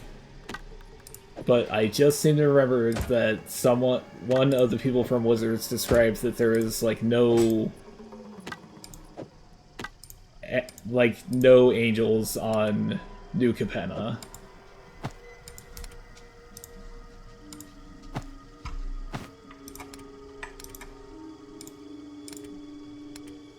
Until the next... I was gonna say not until the next set, but there wasn't a next set because we're only ever on these planes once.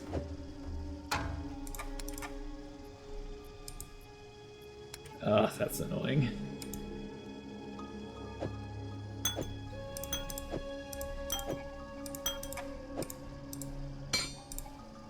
I could have just done this in the Val Temple.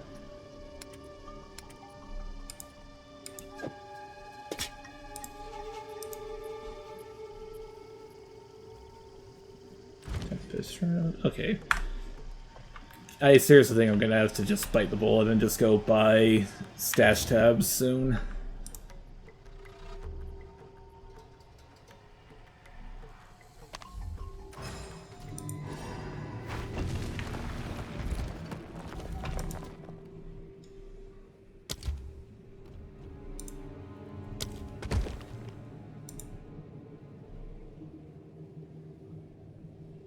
Do I have more?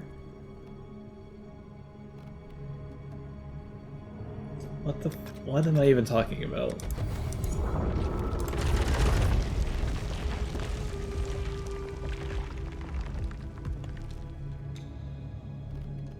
Dust Vigil, Shackles of the Wretched. Oh no.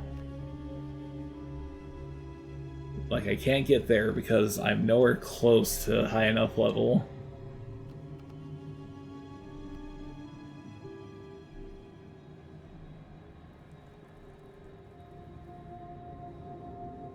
I think I should just go set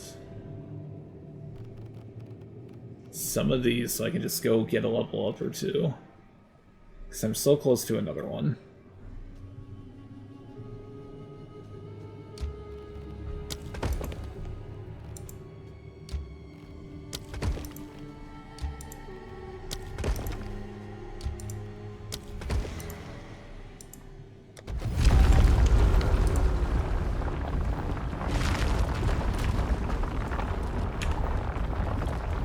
Yeah, I'm 40 levels below where I need to be to go to fight the Royal Architect. No matter the path, I'll walk it.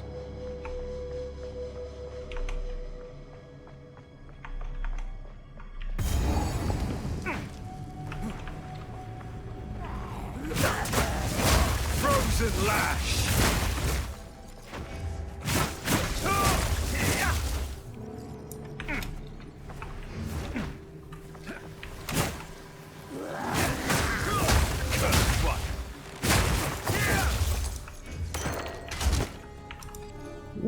One of the things that has come up a lot recently with Magic the Gathering is people complain about what they refer to as hat sets. Some of the more recent sets in Magic the Gathering, Murders at Karloff Manor, and Outlaws of Thunder Junction, they're basically just sold on the premise of their, you know, fantasy magical themed versions of, like, a murder mystery, where a beloved character was killed one day, and so the detectives on the plane of Ravnica had to try to figure out what happened. And there is a lot of the creature subtype detective. And so people didn't like that because, I don't know, they hate fun, I guess. And then with Outlaws of Thunder Junction, that was a Wild West cowboy-themed set. Which, again, people didn't like because... Oh, that was fast. Which people didn't like because everyone was basically on Thunder Junction and they had a cowboy hat. So it's kind of funny to me that you have all these people who complain about, you know, the hat sets of Magic the Gathering, Thunder Junction, Karloff Manor, things like that, but you have people that absolutely love and adore the Streets of New Capenna, which is just another variation of the, you know, fedora trilby wearing themed set of pseudo 1920s America, except it's Mafia themed. I was going to say maybe they just let it go because it's a new setting, and so it didn't have the baggage that something like Karloff Manor did. But I don't think that's true because people really didn't like Outlaws of Thunder Junction, even though that was also a new set. A new plane, I mean. Maybe they didn't like Thunder Junction just because of the fact that you had, you know, characters from Magic's lore who were there with their cowboy hats.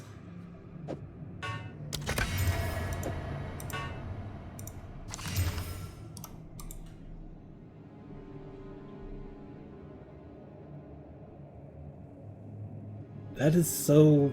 I don't understand why my current staff is so much better than this.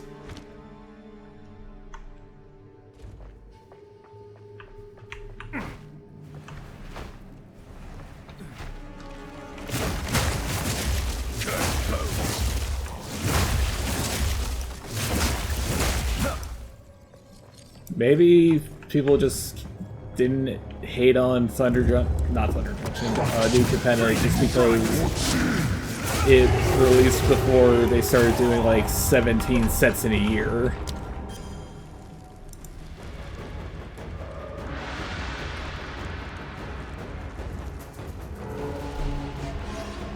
Of course, at the time, Karloff Manor and Thunder Junction also weren't part of the, you know, the flood of new product all the time.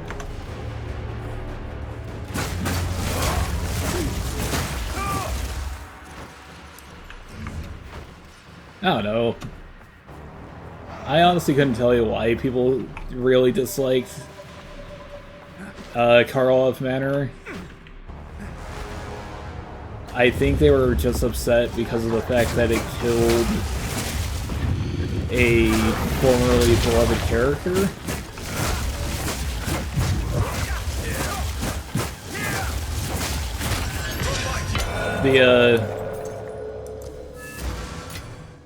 The main conceit of the set is, in Karloff Manor, the character Teysa Karlov was killed.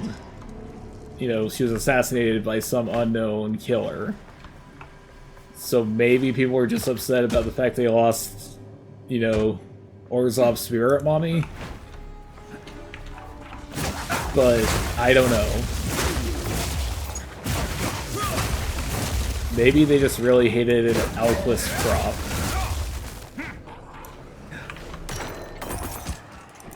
They knew what one of his cards was going to do to standard. But that card's banned now, so now everyone loves it, right?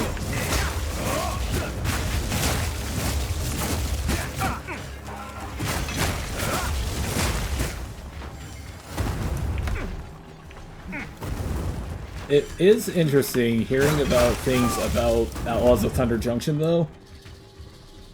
There was a set that came out before Thunder Junction called March of the Machine, which was this big, like, they're ending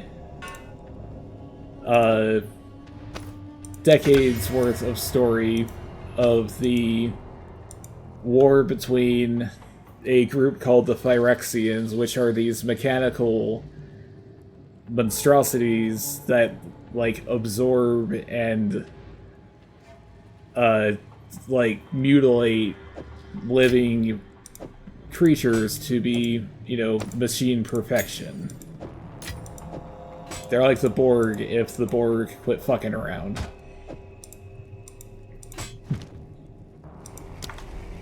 But there's this set that came out shortly after March of the Machine called March of the Machine Aftermath, which was just a small set of like 60 or so cards that it did not go over very well at all.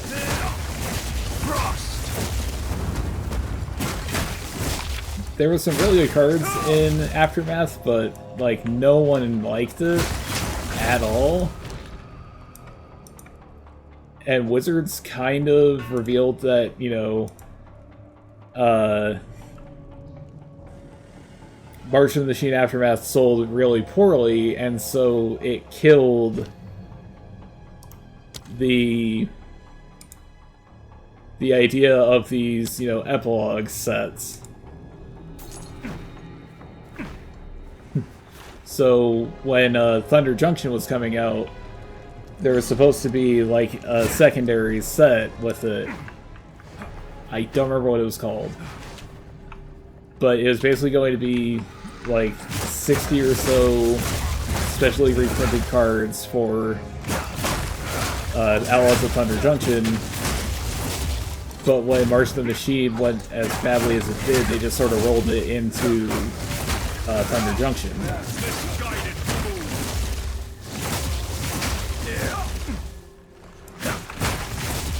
I think that's where the card Vaultborn Tyrant came from. I know that's where one of the synthesizers came from.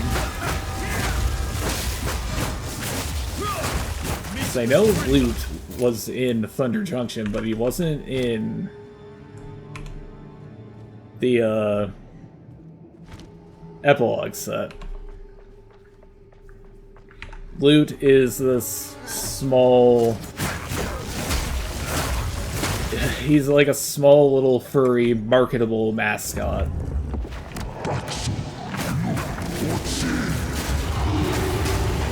You know, he's just some adorable little guy who got adopted by two of the main characters from Magic's history. For fuck's sake.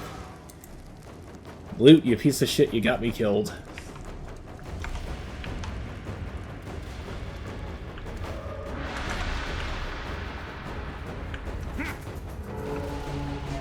Which, a lot of people really didn't like Loot.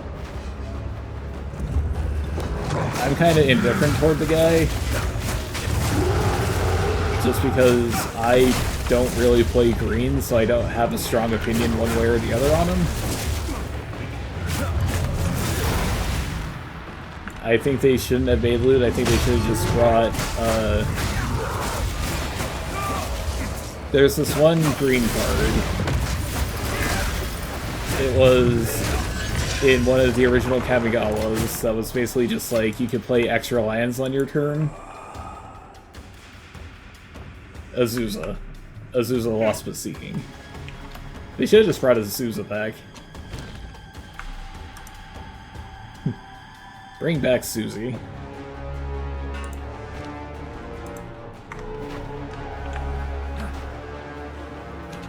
Of course, as the sets have gone on, there have been better and better loots.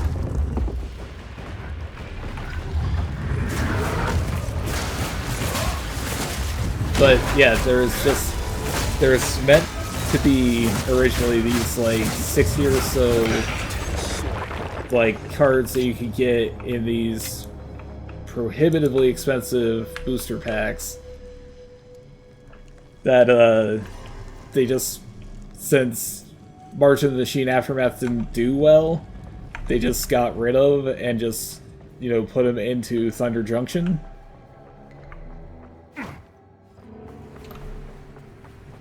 I'm kind of surprised they haven't done that again. The way they've described how the making Magic works is they work on these sets like 3 or so years in advance of their release.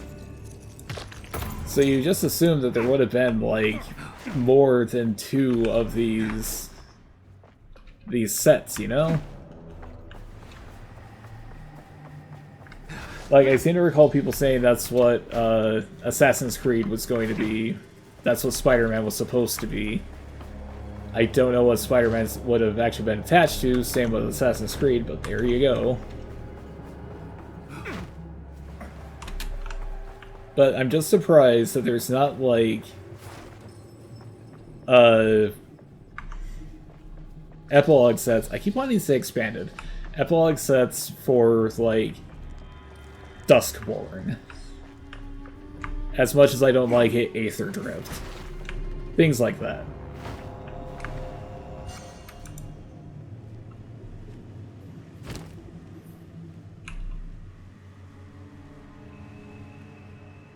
I think I seriously need to just go looking to see how much stash tabs are, because I'm clearly...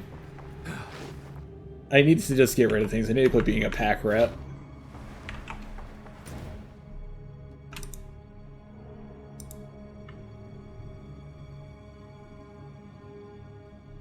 Oh, is it going to make me have to go all the way back to the beginning? Damn it.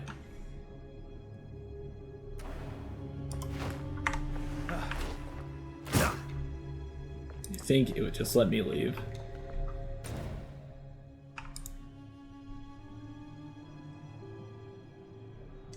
Ah, whatever.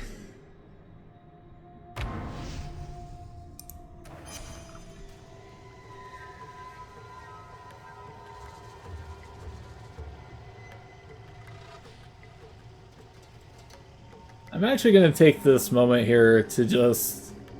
I'm just going to call it here. I want to thank you guys for swinging by, watching me actually finish Act 2 of Path of Exile, enduring my rambles about Magic the Gathering, even though I'm sure you don't care in the slightest. Ugh. Ow. Okay, ow. I stretched too hard and I destroyed my spine. Oh, good God. But yes. Thank you for watching. I hope you enjoyed it. If you did enjoy it, please give me a follow on Twitch. We're nowhere close to the other goals, but it would make me happy. And it really, at the end of the day, isn't that all that matters? Making some old man on Twitch happy? Oh god, I should have phrased that better. I should cut that. Thanks very much for watching. Have a great day.